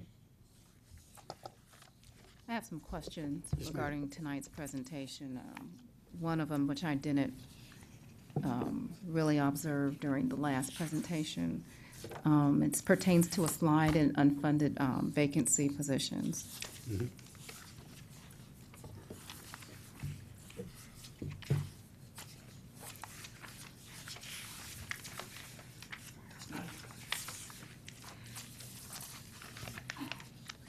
Slide 7. Okay, thank you. Can you explain the current practice that we have and how this would change from that current practice? Right, and current year and prior years, we would fund 50% of vacant positions. And with the idea that there's going to be a period of time when the position opens up and when it gets filled. Some are open longer than others. And typically, when a position becomes open, one gets filled and then another position becomes open. So we usually start the year with a certain number of vacancies. We finish very close the last several years with the same number of vacancies. Okay. So from a fund perspective, it's really a net wash, but it does put funding in place for the departments to hire positions and have that funding in place through the course of the year. Okay. So if they're funded at 50%, then the department has to only acquire 50% more of those additional funds for their department under the current model. If you can explain. Under the current budget process, most departments are going to have positions that become vacant through the course of the year that will offset that 50%. So it typically it washes out. And most personnel budgets have a lapse factor where you may budget at 97, 98%. Okay. Our issue, Commissioner, real quick, is that we have some very small departments that have maybe 3 or 4 employees, 5 employees. And if you do a lapse factor and they don't have any turnover through the course of the year, they're going to be short through no fault of their own. Okay. So we opted to do the lapse factor through the vacant positions and then address at the end of the year if we have to. Okay. If positions were to become vacant during the next fiscal year, I assume that there would still be funding for a newly vacant position that would remain in place, or would that also be zeroed out? No, that we'd have, the funding is set for the positions that are currently filled. Okay. Then any position that became vacant would go through the normal process of going through Mr. Hankerson for his vetting of that position and the authority to move forward with filling that position. Okay. Some other questions regarding our current millage and the millage set for our current budget and the millage for our budget that's under consideration. I think the budget presentation provided, yes, if you go back to that, I believe it's the same slide, 6, 7, is it slide? Number 6. 6. The proposed budget takes into account a millage of 6.82. Yes, ma'am. What does our current budget take into account? The current budget was adopted at 7.32 mills, but we set the millage about 9 months into the fiscal year, and this board set that millage in July at 7.12 mills. Okay. So when we planned last year's budget, we planned it at 7.32. Yes, ma'am. Okay, and this year we're planning it at 6.82. Yes, ma'am. And we would proposing have it. Yes, proposing, and then we would have opportunity to modify that next year based off of the performance during the actual millage will not be set until July. So again, we look at revenues coming in. We don't know the digest yet until June of next year, and so there is some opportunities for us to see what the digest growth is or lack of growth, and to make any adjustments that may be necessary. But we are moving forward with a budget that's proposed at 6.82 with the intent that would be, if all the revenues came in accordingly, that would be what was required to structurally balance this budget. Okay. It's not in this particular presentation. It was in the last presentation, the net digest levels over the past years. And I don't know if you have those figures on hand, but if you can describe where we are as far as this year's net digest compared to where we were last year? The digest has increased by about 3.2% from last year. We're not quite back to the 2009 levels of the total net digest. So we did a drop in 2010, 11, and 12. It leveled out in 2013, and it starts to come up in 2014 and 15. And we're proposing the 2015 budget is slightly less than the 2009. And what we're proposing for 2016 is very close to the 2009 levels. Okay. What were the 2009 levels compared to this year? Is that known? I have to get back with you on that. I'm sorry. I shared a lot of comments at the last meeting, but my position remains the same, that I think our top priority should be consideration of the staff that we have here at the county. And I understand the need for us to be conservative. But I feel that, it's not about how I feel, but looking at the numbers that we have, that shows the 2009 net digest compared to where we are today, and the continuing increase of those numbers, that we are better positioned than we were at least last year to recognize their contributions to the county. Last year, the rate where we were, which was 3.2% less, we were able to provide them at least a 3% merit increase. This year, we're trending higher, but yet we're dropping their merit increase to 2%. And on top of that, as was shared in one of the presentations, we're not funding the pay in class study, which I think just, it doesn't send the right message for them and all the work that they've done to help us get to where we are today. And I've shared with commissioners via correspondence, and I'll just share publicly that I did have some requests for the district, which I think were minor, which I think could help the county with respect to increasing code enforcement officers, and also help with reducing our mowing schedule. For those of you who see our right-of-ways in the county, we're currently at about a 45-day mowing schedule. And this is a top complaint of people in the district. And what I propose is for us to drop that to 21 days, so the grass on the right-of-ways be cut for 3 weeks. And for also for us to increase funding to the Mabel House. And all of those, while I think would add value to the district, I think a priority for me is to see us at least get the merit increase back up to 3%. And I don't know, maybe I need your help to understand if we were to do that, how would that change the 6.82 millage that's being considered for this budget? If you had a increase in expenditures, because we have a structurally balanced budget, you would either need to reduce other expenditures by like amount or increase a revenue source through whether it's fees or through digest or the millage rate.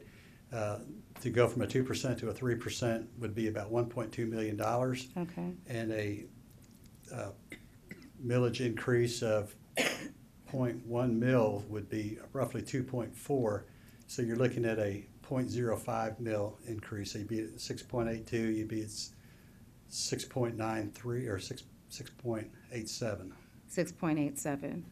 I have to confirm that with the numbers, but that would be pretty close to what it would take to add additional revenues, recurring revenues to cover that recurring cost. Okay, and that would still result in us significantly dropping the millage that we adopted last year, I think, which again, you said was at 7.12.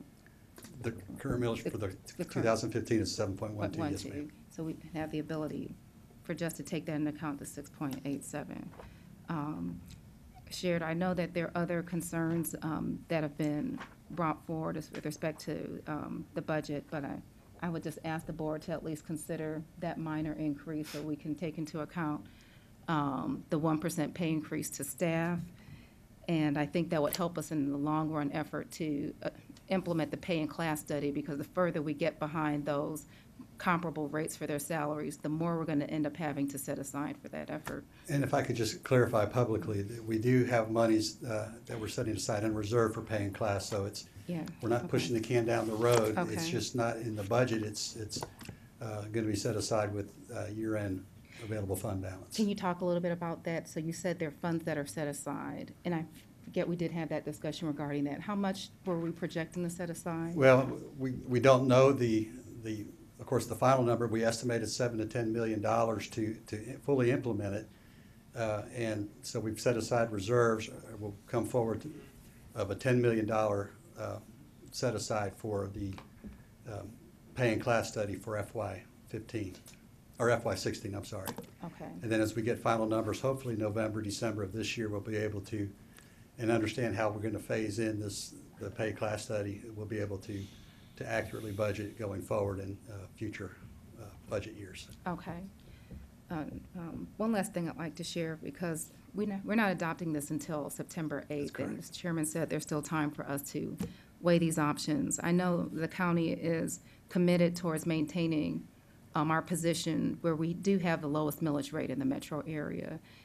And there is a desire to decrease the millage so we get towards pre-recession levels. And I believe that there's a middle ground.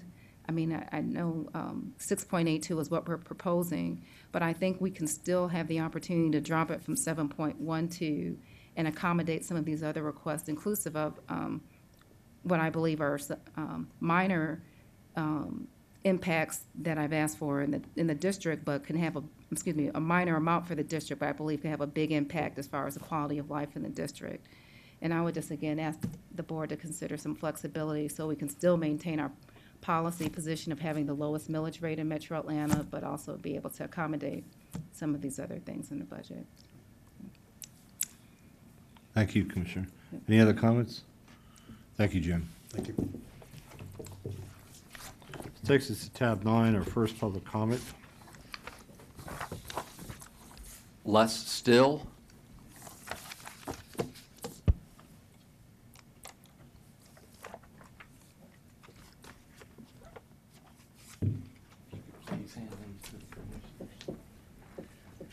I came in the public, thank you, Mr. Chairman and Commissioners, for allowing me to speak. I came in and signed in under the public comment section, but this follows right in with the budget. I'm Les Still, and I'm the chairman of the Cobb County Library Board of Trustees.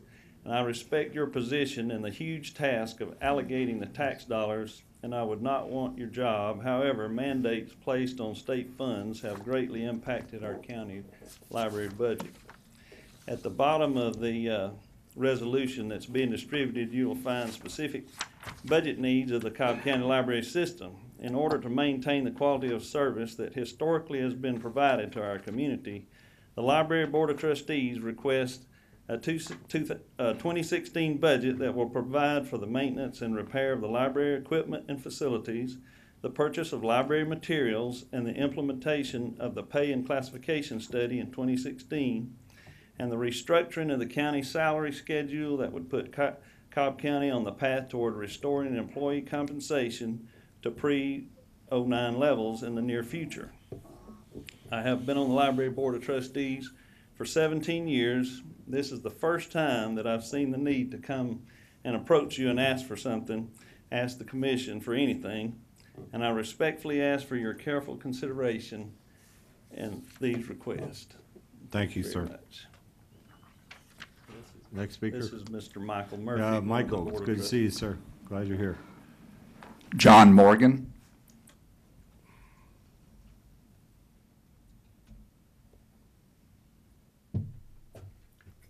Hello, good evening.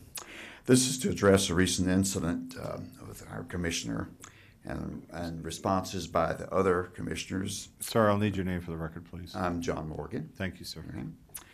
And all the publicity that I've read and implications for our law enforcement suggestion for Citizen Review Board.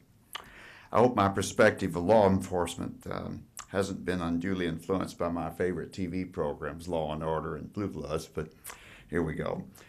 I'm our East Cobb neighborhood rep, a watch rep, who through our PINS meetings have come to regard our officers as some of the finest. As I've come to know them as people with their feelings, successes, and yes, shortcomings like all of us, and to collaborate with them in fighting crime. Does this collaboration exist in District 4? I don't know. With regular PINS neighborhood meetings, so citizens get to know their defending officers, I would recommend that, if not already in practice, and at least one or more African Americans in our East Cobb PINS meetings, and a racial mix in District 4, so that citizens don't regard the good guys and heroes as of one particular race. With the likes of the recent Miss Cupid's incident, when such becomes public, and by the way, who leaked her request for an internal investigation anyway, sides are chosen and defensive wagons rallied so that no mistakes are acknowledged and an air of infallibility results, which is actually hardest on law enforcement's image. For when authorities from the top down to police appear to line up monolithically, especially against one elected public servant, saying or implying that we didn't and can't do wrong, then I become apprehensive. Recall that in a democracy, the military and law enforcement serve at the behest of freely elected civilians so that together we strive to prevent police state-like tactics. Even from my perspective in East Cobb, the response seemed, well, a little excessive.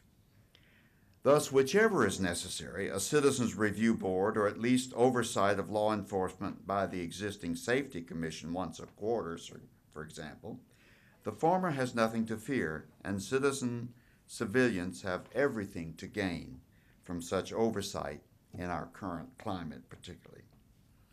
Yet we are not in a war zone here. If one thinks we are, it's a very different one. Not with ranks of soldiers against a massive enemy, no. For 99+% of them and us are law-abiding citizens who also need to be tended, cultivated, and who then will assist you, our police, in your work as the PENS, like the PENS organization. And I'm glad Commissioner Lee will visit District 4 Thursday for this town hall, for his town hall there. Since a majority of crimes are committed against them, as against other demographics, they are just as eager to see crime decrease, as well as we in East Cobb. Here is our Commissioner Cupid, a bright, articulate spokesperson from that community, District 4, who is not afraid to tell it like it is, at considerable personal risk, I might add. She's a virtual heroine to her constituency and has drawn a lot of positive attention to their needs, to their potential and growth prospects. Therefore, I strongly urge you to tap into her contacts and allowed resources as a conduit into that community to build better communication and trust. The last thing you need is for her to resign and abandon her cause to a contingent of mere yes men. By criticizing their representative, and they do support her in this, those of her district, as I learned from the Cobb Community Coalition meeting last week, by criticizing her, you criticize those that support her, including articulate community leaders I met there from Powder Springs, Austell, and other communities. Thus, I feel that most of the persons at that hotel in question were law-abiding citizens to be treated as such. And truthfully, might that officer have surveilled East Cobb or Marietta Square maybe a little differently? Because Commissioner Lee or Weatherford or whatever just might have been working late that night. And if that officer had treated one of them similarly, it just might have cost him his job. I feel that equal treatment is what Commissioner Cupid must have had in mind. Mr. Morgan, your time has expired. Thank you. Thank you, sir. Next speaker, please.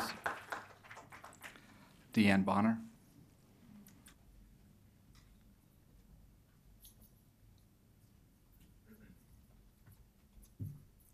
Good evening, Commissioner Cupid.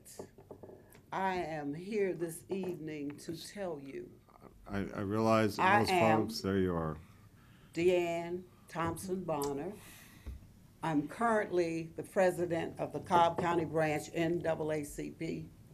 I want to tell you, Commissioner Cupid, the reason we don't have our posse here tonight is this is our 13th annual education forum, which is going on at the same time. It started at 6:30 this evening.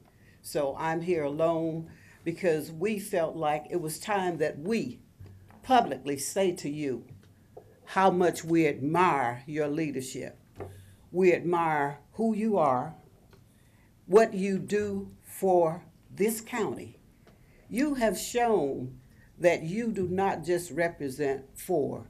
You give people an opportunity to speak, let people say what they have to say, so that you are very sincere about the way you engage, the way you allow others to engage. It's not territorial that you're only advocating for people in Ward 5. You have encouraged us as citizens to start looking at what's happening in our county government. We appreciate that. We pray for your safety. We pray for you to pass the bar, because one of the things that passing the bar will give you is just another link in being who you are. We pray for your family, and we hope that they receive mercy and grace. You remain, we pray that you certainly remain on this commission. And as the gentleman said before me, your people in your district would never ask you to resign. Why would they? You're doing an excellent job. The NAACP, one of the things that we do voter registrations. We don't tell people how to vote, but I will tell you, since the first of this year, our voter registration is top notch. And believe me, we know what happens at the ballot box, and we are encouraged. We are truly encouraged by the participation that we see our citizens ready to engage in. And it may be based on things that we see that may not be as others see them. We see this as a calling post for us to begin to recognize what is happening and to take action. We say we love you, we appreciate all that you do. All that you do, not only for four, but as a commissioner, you are truly, as the gentleman said, you're intelligent, you're smart, and we are so proud that you are in this position here at this point in time in 2015. Thank you. Thank you, Deanne. Ben Williams.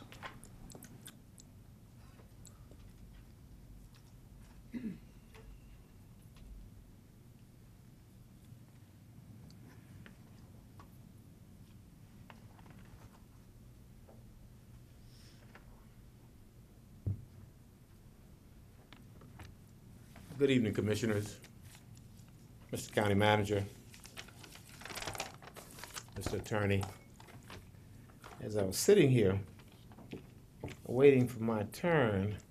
Sir, I need your name, please. Thank you so much.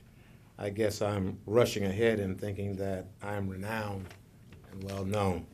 My name is Ben Williams. I'm president of the Cobb County chapter of SCLC. I reside in District 4 at 5307 Elsie Lane, Mableton, Georgia. Having taken care of that, in listening to the previous speakers and waiting my turn to come up, I could not help but recall words I believe stated by the famous and infamous Mark Twain. And I believe that Twain, at one point,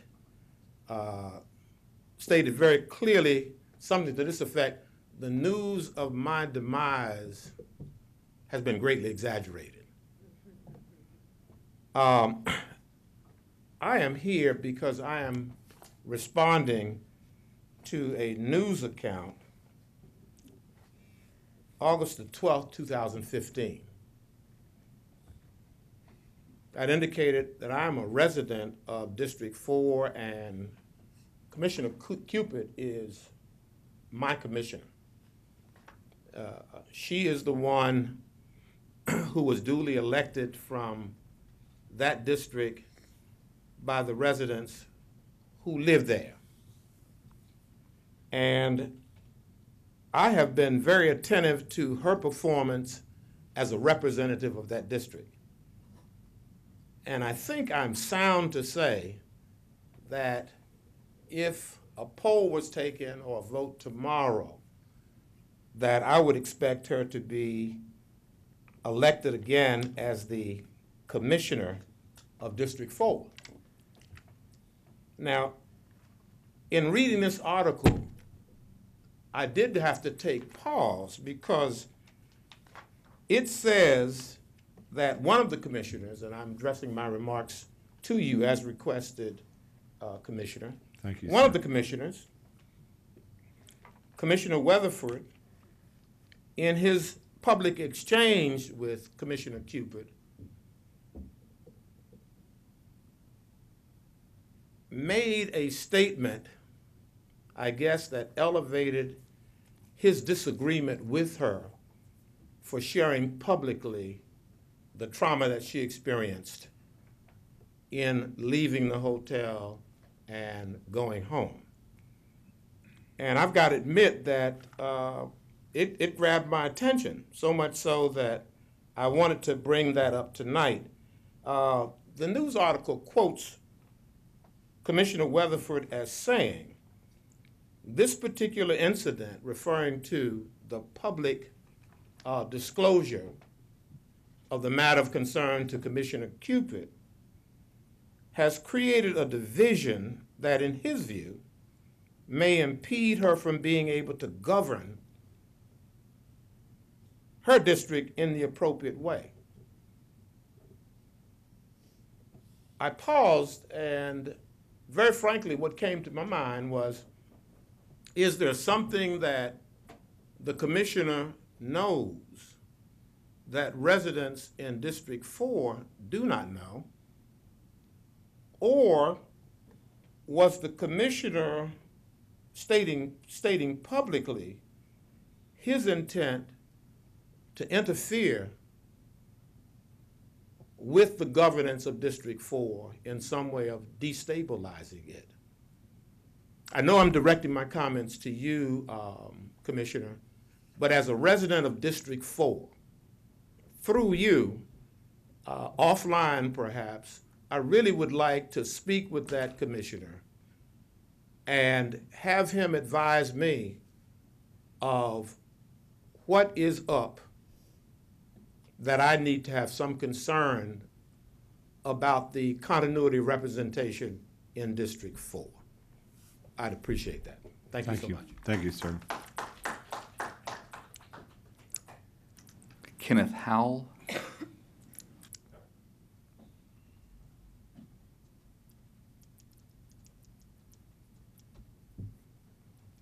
It's me again, Kenneth Howell, Georgia Community Coalition.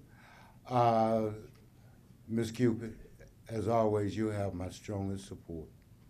You know, I love to agree to disagree, and you and I do that so well, you know, but I love it.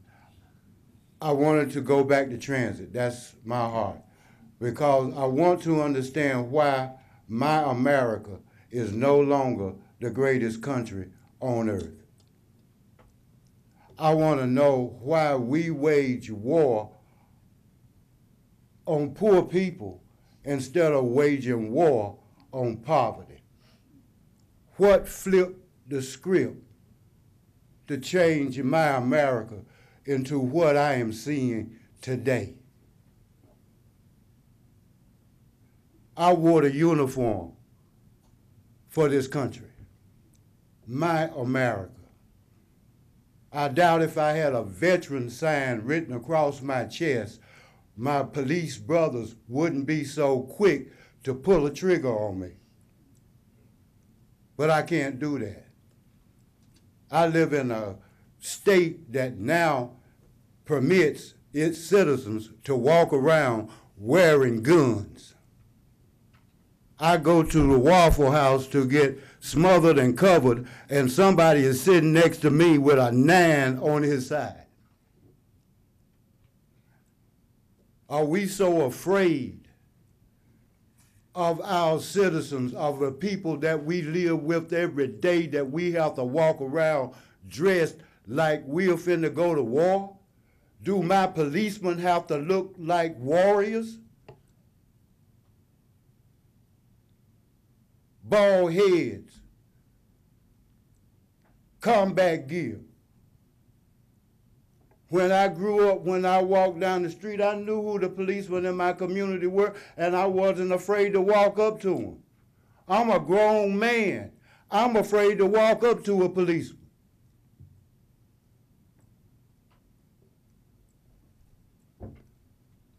I want the America that I was taught to believe in. I want the America that I fought for. I want the America that signed legislation that said, as a black man, I am free in this country. I want my America back. Thank you. Thank you, Ken. Chairman, the other person that signed up has said his piece and didn't care to say anymore. Thank you. Thank you, sir. I noticed there was, Commissioner Ott brought to my attention, there were a few Boy Scouts. They both left. Okay, we'll have to capture their names and get with them later. So,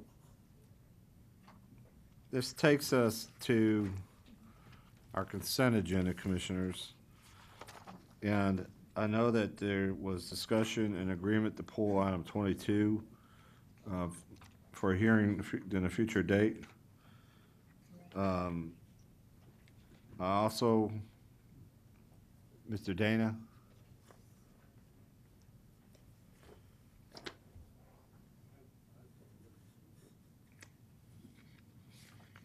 On items 15, 16, 17, can you please provide a little bit more explanation as to those items before we move forward? Yes, sir, Mr. Chairman. Items 15, 16, and 17 on the consent agenda are 3 annexations on Watkins Road, 1880, 1890, and 1900 Watkins Road. These are all 3 pieces of property owned by the same individual who has requested through the 100% annexation method to be brought into the city of Smyrna. Per state legislation that outlines whether something can be annexed into a city legally or not, it meets the state law in regard to that. In regard to our House Bill 489 agreement, which sets the parameters for the land use changes between the city and the county when something is to be annexed, it meets our House Bill 489 agreements. You'll see 3 pieces of property there on Watkins Road. It is kind of like a column of county area surrounded by the city.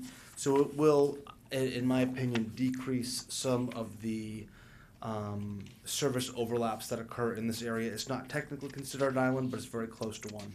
So in doing that, this will decrease some of our service duplications that could occur between city and county taxpayers, sir.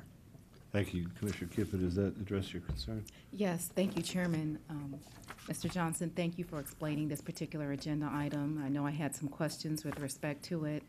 I think it's always a positive thing when we have annexation by a municipality, when we do have what is close to an island or referred to as a peninsula where it's surrounded by 3 sides by the municipality. By looking at the map, it can be confusing for services delivered in that particular area, as they were shown by the white in the map that they are indeed in the county, but are surrounded by the city. So I appreciate the city of Smyrna for bringing this annexation forward and believe it's going to be positive for both the city and for the county. With that, I'd like to make a motion to approve. Thank you. Well, it's going to be part of the whole consent, so let me, consent, if there's no other questions about consent. Yes, sir, of course. Commissioner Arnold. Just for the public's, there's actually 3 items that have amendments that are clarification, and that's item number 3, 4, and 5. Just so if people are following along, that they know that there's some changes. Thank you. So, Commissioners, I'll bring forward a motion to approve the consent agenda as revised, which includes the pulling of item number 22 for a future date, and authorize the execution of the necessary documents by the appropriate county personnel. Is there a second? Second by Commissioner Burrow. Call the question. Motion carries 5-0. Thank you, Commissioners. So that takes us to tab 11 for water system. It's okay, Mr. Massel. Good evening again, Commissioners. As you know, the water system has for a number of years used a team of consultants to assist with several technical tasks to provide exemplary water and sewer service to the citizens of Cobb County. Primary among these are construction, inspection, and locate services, but there are a number of other activities involved. We recently completed a procurement for this work starting in FY16 and continuing for several years. The Procurement Committee reviewed proposals from 3 firms for a number of different characteristics, including staffing proposed, previous performance experience, approach, availability, financial stability, and cost. The selection committee unanimously selected a team led by Jacobs Jacobs Project Management Company as a team offering the best combination of price and qualifications for this work. We would ask that you approve an agreement with Jacobs Project Management Company in an amount not to exceed $7,049,280.80 for FY16, and authorize the corresponding budget transactions, and further authorize the chairman to execute the necessary documents for this project. Okay, thank you, sir. I'm going to ask that we just pause for a moment as commissioners left the dais and didn't indicate if she was abstaining or the purpose of her leaving the dais, and if she's here and present this morning, she's got to vote. So if you would just hold on a minute. Brad, you got some elevator music you can play or something?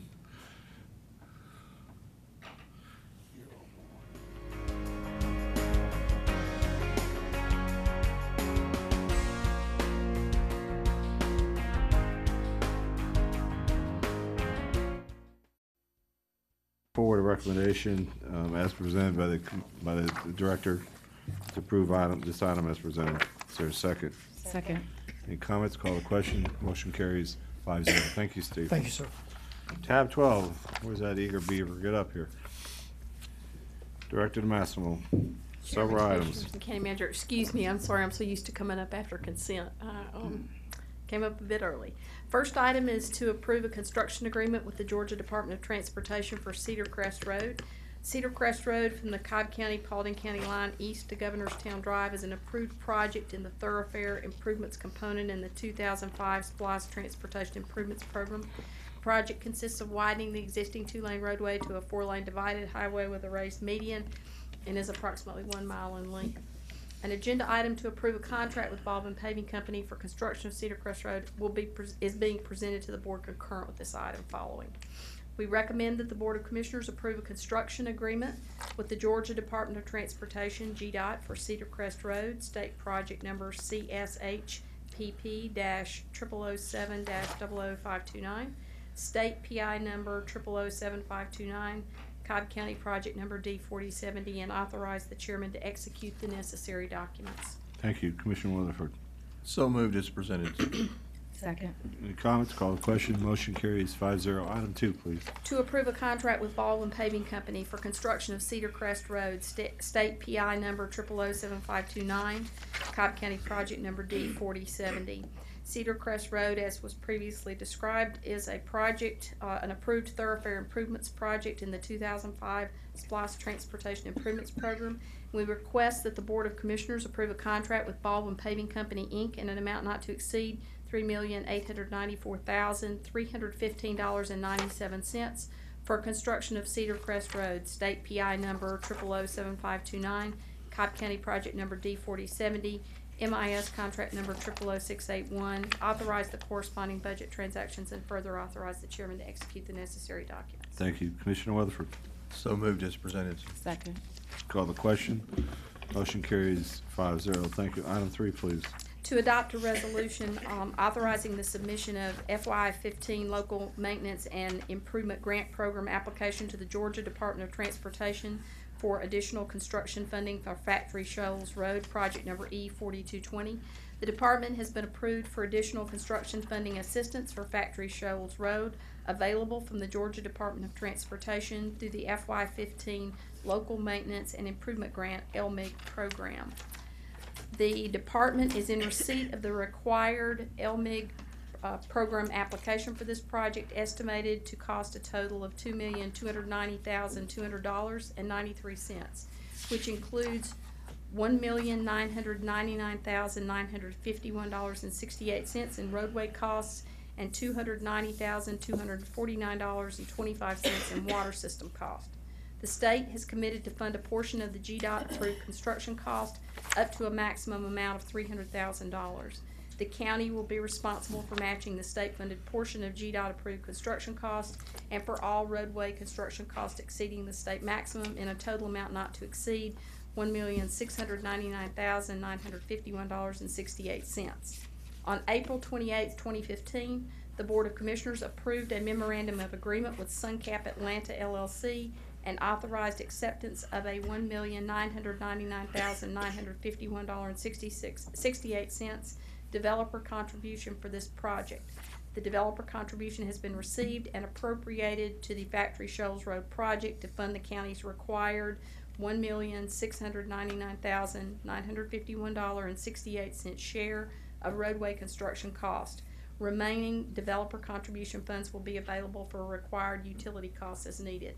We request that the Board of Commissioners adopt a resolution authorizing the submission of a FY15 Local Maintenance and Improvement Grant LMIG program application to the Georgia Department of Transportation in an amount not to exceed $300,000 for additional construction funding for Factory Shoals Road, project number E4220. Authorize the corresponding budget transactions and further authorize the chairman to execute the necessary documents. Thank you. Commissioner Cupid. Yes, so moved. Second. Any comments? Call the question. Motion carries. Mr. Weatherford, you don't need to vote, please. Excuse me. 5-0. Thank you. Let's go to item number 4, please. To approve a contract with C.W. Matthews Contracting Company, Inc. for construction of Factory Shoals Road, project number E4220. Factory Shoals Road is an approved thoroughfare improvements project in the 2011 SPLOST Transportation Improvements Program. We request that the Board of Commissioners approve a contract with C.W. Matthews Contracting Company, Inc. in an amount not to exceed $2,290,200.93 for construction of Factory Shoals Road, project number E4220, MIS contract number 000864. Authorize the corresponding budget transactions and further authorize the chairman to execute the necessary documents. Thank you. Commissioner Cupid. Yes, so moved. Second. Any comments? Call the question. Motion carries 5-0. Next item, please. To approve supplemental agreement number 1 to the 2014 Master Task Order contract with Pond and Company for engineering design services on Cobb Parkway US 41 at I-285 westbound off-ramp and Spring Road Circle 75 project number X2040-03-TO number 02, MIS contract number 000798. Cobb Parkway US 41 at I-285 westbound off-ramp and Spring Road Circle 75 Parkway is an approved thoroughfare and mobilities improvements project in the 2016 SPLOST Transportation Improvements Program. During the design of the project and in coordination with the development of SunTrust Park, the additional turn lanes required on Circle 75 Parkway resulting from the improved intersection with Cobb Parkway became more intensive than originally anticipated. Therefore, additional design work along Circle 75 Parkway is now required. We request that the Board of Commissioners approve supplemental agreement number 1 to the 2014 Master Task Order contract with Pond and Company, Inc. in an amount not to exceed $117,066 for engineering design services on Cobb Parkway US 41 at I-285 westbound off-ramp and Spring Road Circle 75 Parkway project number X2040-03-TO number 02, MIS contract number 000798. Authorize the corresponding budget transactions and further authorize the chairman to execute the necessary documents. Thank you. Commissioner Hunt. So moved. Second. Call the question. Motion carries 5-0. Number 6, please.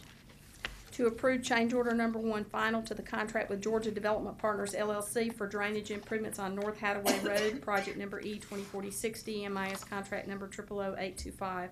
North Hathaway Road is an approved project in the drainage system improvements component of the 2011 SPLOST Transportation Improvements Program. We request the Board of Commissioners approve change order number 1 final to the contract with Georgia Development Partners LLC with a savings to the project of $84,147.01 for drainage improvements on North Hathaway Road, project number E204060, MIS contract number 000825. Authorize the corresponding budget transactions and further authorize the chairman to execute the necessary documents. Thank you. Commissioner Weatherford. So moved as presented. Second. Call the question.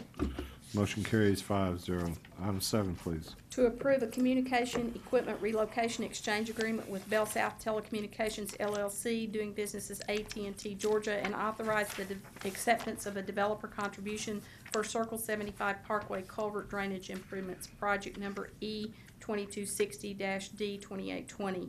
Engineering of Circle 75 Parkway Culvert is an approved project in the drainage system improvements component of the 2011 SPLOST Transportation Improvements Program. Funding for construction of this project is available in the 2005 SPLOST TIP. We are requesting that we appropriate receipt of a developer contribution from AT&T to the 2005 SPLOST Transportation Improvements Program for the Circle 75 Parkway Culvert Drainage Improvements Project, as noted in the agenda item. and request that the Board of Commissioners approve a communications equipment relocation exchange agreement with Bell South Telecommunications LLC, doing business as AT&T Georgia, in a form substantially similar to the attached and as approved by the County Attorney's Office for Circle 75 Parkway Culvert Drainage Improvements, project numbers E2260-D2820. Authorize the acceptance of a developer contribution from AT&T in an amount not to exceed $91,140.60. Authorize the corresponding budget transactions and further authorize the chairman to execute the necessary documents. Thank you. Commissioner Ott. Motion to approve. Second. Any comments? Call the question. Motion carries 5-0. Next item, please. To approve an electrical equipment relocation exchange agreement with Georgia Power Company and authorize the acceptance of a developer contribution for Circle 75 Parkway Culvert Drainage Improvements, projects number E2260-D2820. We are requesting appropriation of a receipt of a developer contribution from Georgia Power to the 2005 SPLOST Transportation Improvements Program Fund for the Circle 75 Parkway Culvert Drainage Improvements Project, as noted in the agenda item, and request the Board of Commissioners approve an electrical equipment relocation exchange agreement with Georgia Power Company in a form substantially similar to the attached and is approved by the County Attorney's Office for Circle 75 Parkway Culvert Drainage Improvements, projects number E2260-D2820. Authorize the acceptance of a developer contribution from Georgia Power Company in an amount not to exceed $265,564. Authorize the corresponding budget transactions and further authorize the chairman to execute the necessary documents. Commissioner Ott. Motion to approve. Second. Any questions? Call the question. The motion carries 5-0. That would take us to item number 9. Yes. To approve a communications equipment relocation exchange agreement with Verizon Wireless and authorize the acceptance of a developer contribution for Circle 75 Parkway Culvert Drainage Improvements, projects number E2260-D2820. We request that we appropriate receipt of a developer contribution from Verizon Wireless to the 2005 SPLOST Transportation Improvements Program Fund for the Circle 75 Parkway Culvert Drainage Improvements Project, as described in the attached agenda item. Request that the Board of Commissioners approve a communication equipment relocation exchange agreement with Verizon Wireless in a form substantially similar to the attached and as approved by the County Attorney's Office for Circle 75 Parkway Culvert Drainage Improvements, projects number E2260-D2820. Authorize the acceptance of a developer contribution from Verizon Wireless in an amount not to exceed $80,580 and authorize the corresponding budget transactions and further authorize the chairman to execute the necessary documents. Commissioner Ott. Motion to approve. Second. Call the question. Motion carries 5-0. Item 10, please. To approve a utility relocation agreement with Georgia Power Company for preliminary engineering and relocation of facilities on Factory Shoals Road, project number E4220, MIS contract number 000896. Factory Shoals Road is an approved thoroughfare improvements project in the 2011 SPLOST Transportation Improvements Program.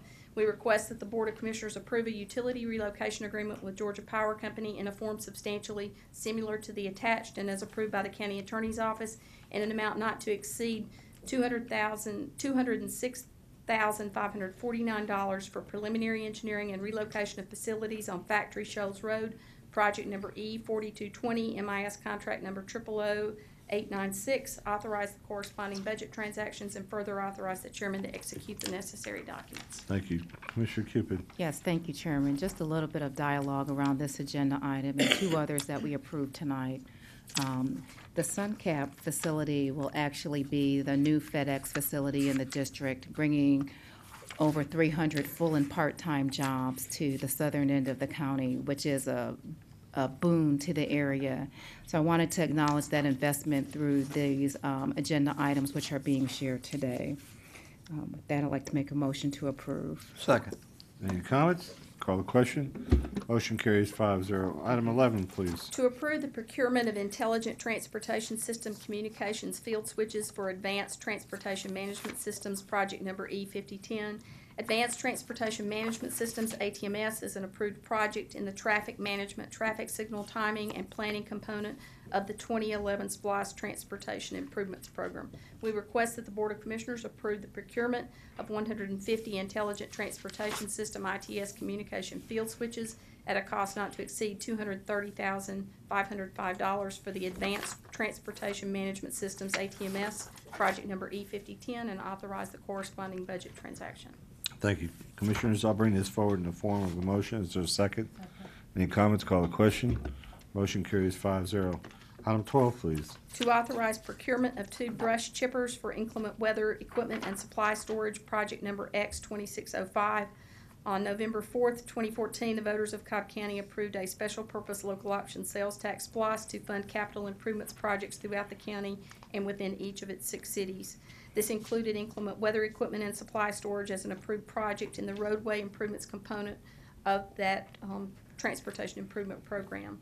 We request that the Board of Commissioners authorize the procurement of 2 brush chippers utilizing a state contract with National Joint Powers Alliance at a cost not to exceed $111,310 for inclement weather equipment and supply storage, project number X2605, and further authorize the corresponding budget transactions. Thank you. Commissioners, I'll bring this forward in the form of a motion.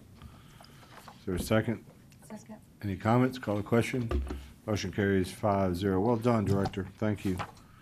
Tab 13 would be our second public comment. Craig Cupid.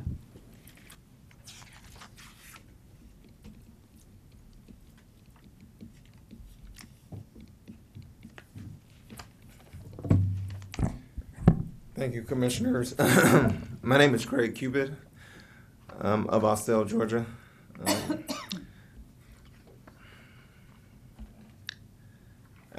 I had some lengthy comments that I wanted to say initially, but I think I'll just shorten it.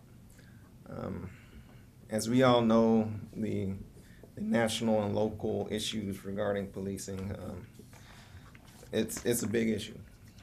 It's been a big issue. And no one's saying that all police are bad or all police are racist or anything like that. But I do think we need to really look at ourselves, really examine our policing strategies. And it's just not me, it's just not the people that are here today, but there are a lot of people crying out for that. And, you know, it's definitely good to investigate and come up with plans and confirm that your policies are okay. But I know that the public would be better reassured if some independent group would do those things. So that's one comment. I'll just go ahead and shortly close and say that we would like the Board of Commissioners to take updating policing strategies seriously and allocate funds in the budget to address these issues. Cobb plans to invest a lot of funds into public safety, and I don't necessarily have particular problems with that. I would just like you to allocate funds to updating the policing strategies. The approach should be holistic. This includes gathering best practices from across the country. A civilian review board may be a start, but independent investigations, expedited use of body cameras, and other measures should be part of the equation as well. Thank you. Thank you, sir. Coakley Pendergrass.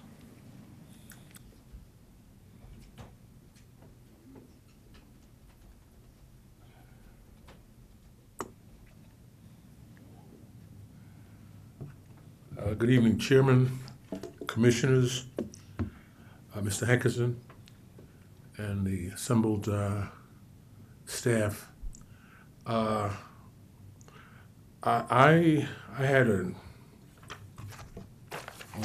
was prepared. There's things that I wanted to say, but it's been said by so many other people. Robert. I do apologize. Coakley Pendergrass. I reside at 428 Cedar Trace in Marietta. do apologize. There's an issue that we have to be concerned about. It was said so eloquently by so many other folks that came before me. Mr. Cupid, Ben Williams, SCLC, Deanne Bonner for the NAACP, the gentleman, I should know, Morgan. I fear for this country. Kenneth Howell speak on that. We're at a point where those that are in control of things feel that there's no problem, and those other folks, black and brown, they're just overreacting. Now I'm 72 years of age. I've been in the military. I did 19 years with the New York City Transit Police. I fear that we are creating our own homegrown terrorists by our being indifferent to their needs, indifferent to what's happening in our society. Those of us in this room, we're not the issue. It's the young people. It's what's happening in their world and how they're treated. We've got right-wing folks running around carrying, as was mentioned earlier, carrying weapons. But if a person of color was doing that exact same thing, the police would not allow that. If you look at what was happening in Ferguson, you had a number of which has been proposed that they were police officers in civilian attire. Now, there's so many things that are going on here. We have to be concerned about our fellow men and women. We have to understand that there's something going on that they're attempting to push the achievements that we've had in this society. They're trying to take them away. They're trying to put the genie back in the bottle, and the genie's not going to go back. Now, either we all recognize that there's a problem, and we are all hurtling through space on this ball of dirt, and we cannot get off. We have got to figure out a way to work together. I'm a person of faith. I think we all profess that we believe. We believe in Jesus Christ. We believe in God. We believe in Buddha. We believe. But the bottom line is, what's important is how we treat each other. Now, again, it's not those of us here in this room, but we've got some young people out there who don't believe what I'm saying. They don't believe what you're saying. They don't believe what you're thinking. And they're our future. In closing, I'm just going to use this quote that one of our retired, I'm an AME, African Methodist Episcopal minister, and he's long retired, but he used to say, and then this confusion that we had, that you have in the Board of Commissioners, going back to this retired bishop, he said we have to figure out how to be sweet to each other. We have to figure out how to be kind to each other. We've got to figure out that we matter. We all matter at the same level. And when I say that I'm concerned, I am concerned about what's happening where the rubber meets the road. Now, let's take a sorry, Mr. Pendergrass, your time has expired. I'm sorry. Thank you for allowing me to have that moment. Thank you, sir. Richard Pellegrino.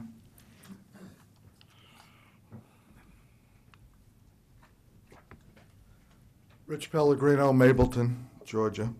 I just want to support what the people that have gone before me, the people of color who have gone before me, regarding this issue.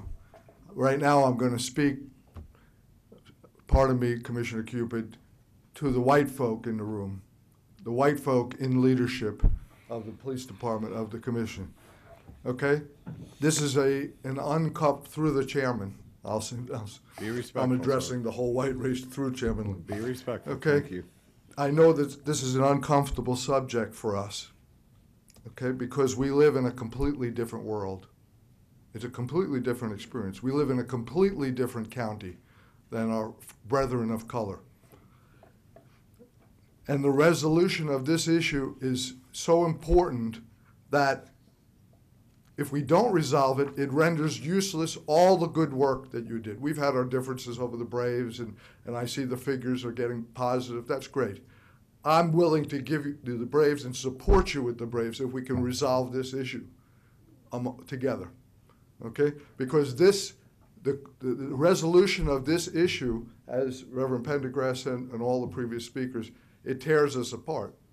And we can't, none of the good works that we heard today, even the memory of that fallen soldier, is in vain if we do not resolve this issue here, because the people, my friends, my family of color, believe truly, different than Mr. Morgan, who's white like me, they believe that we are in a state of war and that they are under attack.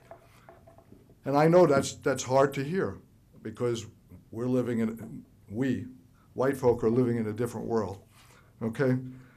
And so, because it's outside of our realm of experience, even mine too, even though my family is black, the only prudent thing that we can do, okay, is to exercise great patience and wisdom and listen to the people who've spoken tonight, listen to Commissioner Cupid, listen to the people that are experiencing this, you know, in their daily lives.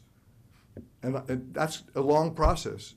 We have to exercise a lot of listening, and then take concrete steps to address it. Many that have been suggested already by Mr. Cupid, by Commissioner Cupid, by others before me. A true Citizens Review Board is long overdue. That's, you know, we met with Manager Hankerson years ago on that, and we referred to the Community Relations Board. That's not a Citizens Review Board. We need a Citizens Review Board with teeth that is effective. And we need, frankly, we need leadership in law enforcement that reflects the diversity of our community. We need a precinct too. I love Jeff Adcock. You know, we have our differences, but we need leadership that reflects the diversity of our community, okay? Because a white person of my age and of Jeff's age will never relate to it. Just can't. We've been conditioned for hundreds of years, you know, to think that we're somehow different, superior. So it's not a matter of good or bad. It's just the reality of America. That's what America was built on, is incorrect, false conditioning. Read Willie Lynch, anybody who wants to Google it, okay? So I know this is difficult. You know, it's a difficult subject, but it's one that has to continue. And I thank the courage.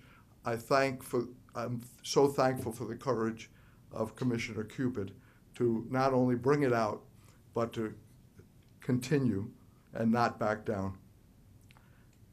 So I ask for, you know, communication. Our public safety director talks all the time about open lines of communication. When the incident happened to me, my daughter, I've had no communication at all. I wrote to Chief Hauser. Captain Adcock did meet with me, but he doesn't have the authority to make changes, okay? No communication to this day.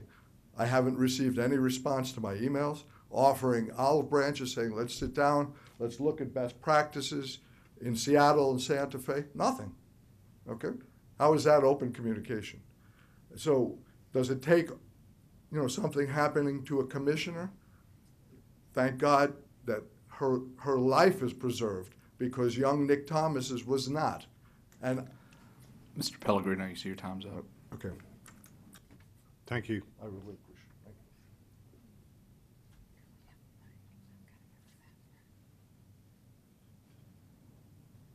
I'm sorry, that's all there are for. Thank you. Let's take a 2-minute break, please.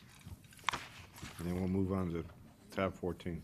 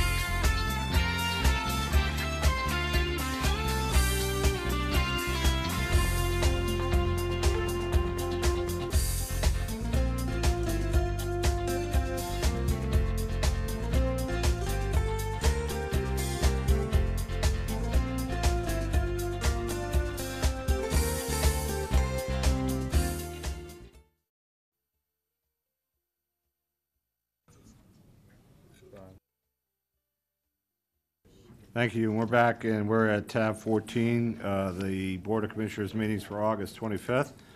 There are 3 items. The first, Commissioner Weatherford. Thank you, Mr. Chairman. I'd like to make a motion to approve the appointment of Tim Richardson to the Housing Authority of Cobb County, Post 2. Thank you. I'll second that motion. Any comments? Call the question. Motion carries 5-0.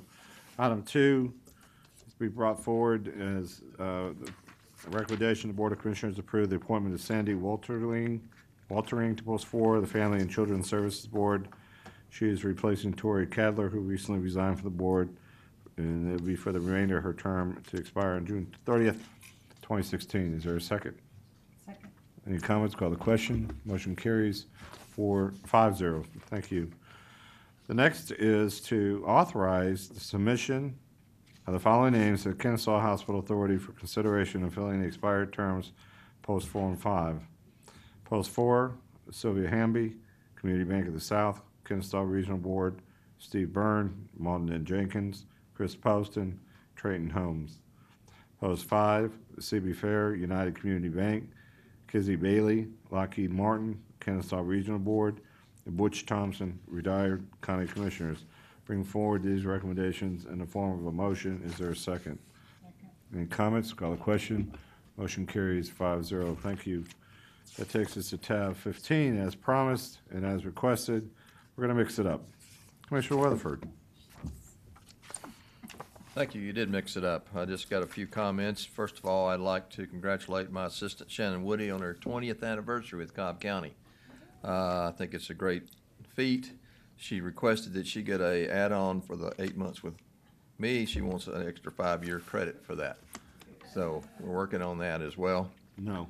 No? No. Oh, okay. Well, I thought I could do that. Also this week, this week and last, do some management by walking around. I was able to ride with DOT and clean out a few storm drains down on Six Flag and District 4. So did a little work down there and got some mud on me with a fine employee, Mike Bonds. Did a tour of the Cobb County Transit and got to see their operations, and also got a tour of the jail with the chairman. So it makes me proud to know the employees that we have in the county and the hard work they do, and I appreciate them very much. A couple of announcements this weekend in Ackworth downtown is a classic car show. If you enjoy those types of things, there's usually 300 or 400 cars they shut the street down, and it's always on the 5th Saturday of every month that they have one. That's usually 3 times a year. So that'd be a good event. Hopefully the fall weather will continue. And remind everyone that we do have the Heart Walk coming up October 24th from the square, and I need people to donate and walk. So thank you, sir. Thank you. Commissioner Ott. Thank you, Mr. Chairman. And I too will have a team in the Heart Walk on October 24th, watching Commissioner Weatherford's team behind us. But on a different topic, beginning the Tuesday after Labor Day, on September 8th, the folks in East Cobb will start to see the beginning of the Water Authority pipeline construction project. They'll start seeing some staging and actual barricades that will be going up on September 12th. I'm not going to fool anybody. There'll be traffic delays and congestion. And in anticipation of that, on next Monday on August 31st at 7 p.m. at Mount Bethel United Methodist Church, I will be holding a joint town hall meeting with the Water Authority to tell folks a little bit about the project, tell them about how the traffic's going to be managed, and just how we're all going to deal with it. And as I've told folks at some other meetings I've had, I will hear about it every day because my wife has to go from our house to Mount Bethel through the construction every day to work, so I'm going to know all about it. So that's all I have. I'd be flying if I were you. Commissioner Burrow. Thank you, sir. I have a few thank yous before my announcements. But again, I'd like to thank the Northeast Cobb Business Association for presenting a $15,000 check to our Cobb County Police K-9 unit last Wednesday at their monthly luncheon. The Cobb County Police leadership was in attendance along with the K-9 team and Diesel, who will be retiring soon. Thank you to the NCBA for your hard work and generosity. On August 14th, I had the pleasure of joining the East Cobb Senior Center in celebration of their 20th anniversary. Thank you for allowing me to celebrate with you. It was a great event, and fun was had by all. Another thank you to Kathy Wells and her family for allowing us to honor Skip again tonight. And our thoughts and prayers are with her as she goes through this difficult time. I had my day at DOT today. And I toured the signal shop and went on site to Barrett Parkway, where they were installing a flashing left turn signal. I was very impressed. I did not get in the bucket truck, although that was on the schedule, but I knew I would get in trouble if I did, so I didn't. Thank you. Plus I had on a skirt, so I didn't think that would be a good idea either. And then I'd just like to say thank you and congratulations again to Rob Hozak. We will miss him as our community development director. He's not only been an outstanding and knowledgeable resource for all of us, he's has a wonderful temperament and positive attitude. He will be missed as he starts this next phase of his career. Thank you, Rob, for all your hard work, your friendship, your advice throughout the years, and we'll miss you and keep in touch. And my one big announcement is the Army Field Band and Soldiers Chorus is coming to the Lassiter Concert Hall on Wednesday, November 11th, Veterans Day, for a free concert. You do have to register because seating is limited, and the capacity is 950. We are already at over 700 now. We're up to 600. Sorry. So there's posters out on the table outside in the lobby with the website that you can sign up and send us your registration form. And it's going to be a great event and one that you will not want to miss. So thank you. Thank you. Commissioner Cupid. Thank you, Chairman. Not bad. I must admittedly share that my heart is very full tonight. And I am so used to being here or up here by myself, sometimes speaking towards matters without the oratory support of others. So to hear words and to just sit back and just listen for people speaking on my behalf, I'm not used to for the 2.5 years that I've been here. And my heart is just very full. I want to thank my husband for coming here tonight. My husband is a man who does not speak a lot. He does a lot, and he shows a lot. And I appreciate your presence, Craig, and your support throughout all of this. And thank you for being here. I want to thank the many persons who came and spoke on my behalf tonight. Again, very unexpected, but very much appreciated. There's much that I could share with respect to all that has occurred. And, you know, in reviewing things that have happened over the last week, I didn't know how to respond. So my response has been really to sit back and not respond, and to measure how I would regard what I believe is the vitriol response with respect to this incident, which I think is not a very positive indicator for our county, which I believe has so much promise. A county that you know, I've lived in for about 15 years now, 13 years in the district, but 15 years overall. A county that so many continue to flock to because we see the opportunity of promise, of all the development that we have the ability to speak to, over 50 agenda items and improve. We're moving here because we see great things happening here in Cobb. And I think those great things will continue, but they will continue in a disparate fashion when we can't address the needs of our vulnerable, when we don't address the needs of those who continue to be on the outskirts. And I've had what I believe only I could say is a God experience to have to be subject to that, and to respond in a way that I probably would have never responded due to the other experiences of my life, but I was forced to have to see life through a different lens.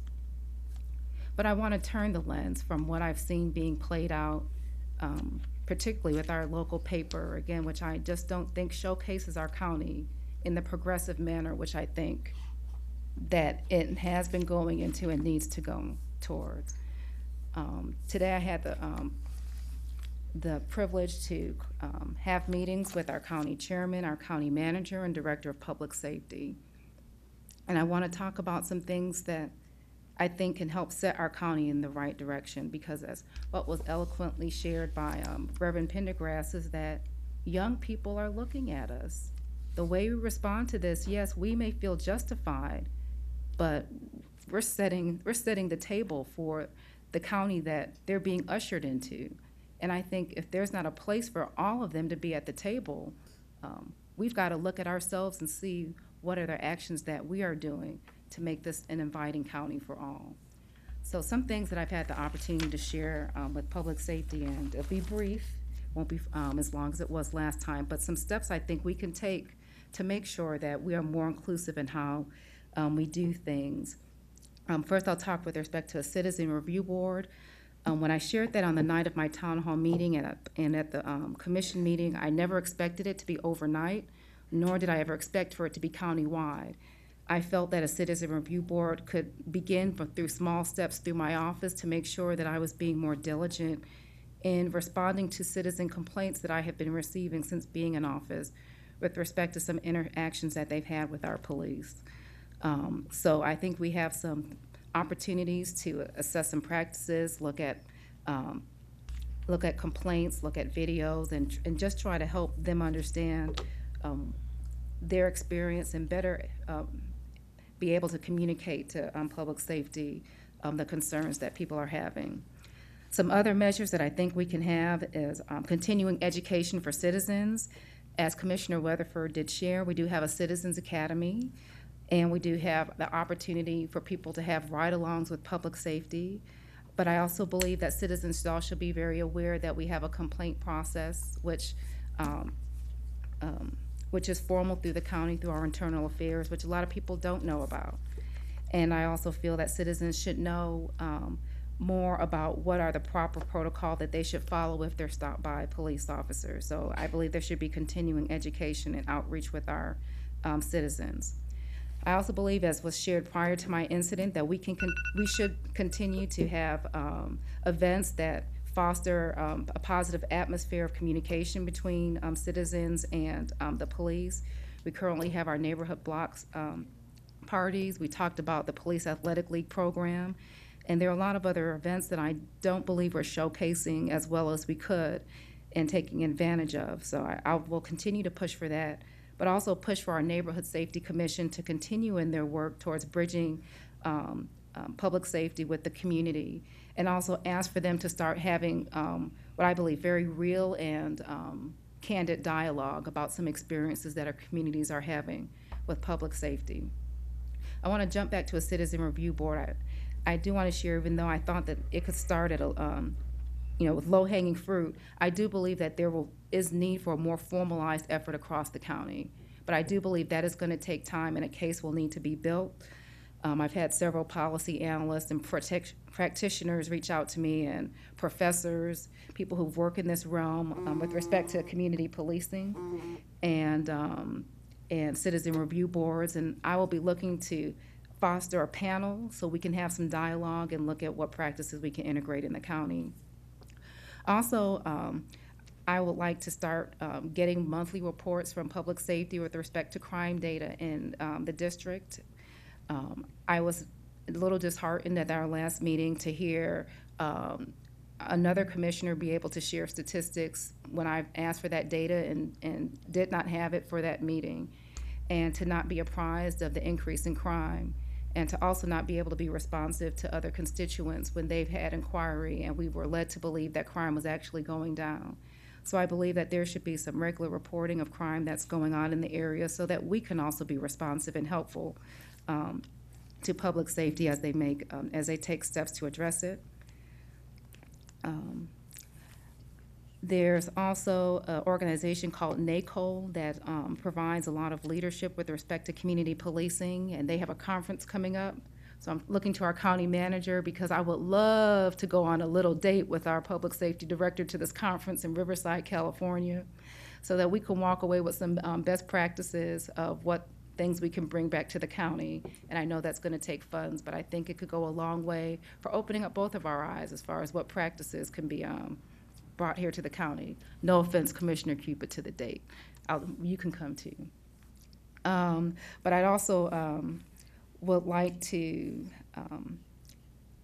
I'd also like to see, as was shared in some of the public comments, is more diversity within our department. We've been having this ongoing dialogue with respect to diversity, and yes, we'd like to see it in leadership ranks and in the district, but I believe that there's opportunity, again, throughout the entire department. So, this is a multifaceted effort. It's not an overnight effort, but I think it's one, again, that can help create a county where no one has to feel as if they're alone if they ever experience an incident like the one that I've had, and certainly not feel as if they're going to be vilified for speaking out with respect to it. Because, again, at the end of the day, this is not just about the Cobb County that we're experiencing, but it's the Cobb County of our children and our children's children. And we want to make this the best county that it can be for all of them. And so my effort from this point forward is to be thinking forward and positive about what we can do with the incident that occurred with me. Thank you. I just have a few comments. I have a town hall in District 4 at South Cobb Recreational Center this Thursday. Have any idea, Charlotte, what time I start? 6:30. 6:30, thank you. South Cobb Recreational Center is at 875 65 Drive. We encourage you to come there. We also encourage folks at home to continue to give us input on our budget as we get closer to that consideration. And I just want to reiterate how proud I am of our staff, not only in finance, but the legal team, and countless other folks that got us to where we needed to be today to be able to receive the positive bids on the bonds associated with the stadium project. I know a lot of hard work went into getting us there, and it's positive where we are. We appreciate, and I appreciate very much everyone's participation in that, Mr. County Manager. Anything further? No, sir, Mr. Chair. Thank you. We're adjourned.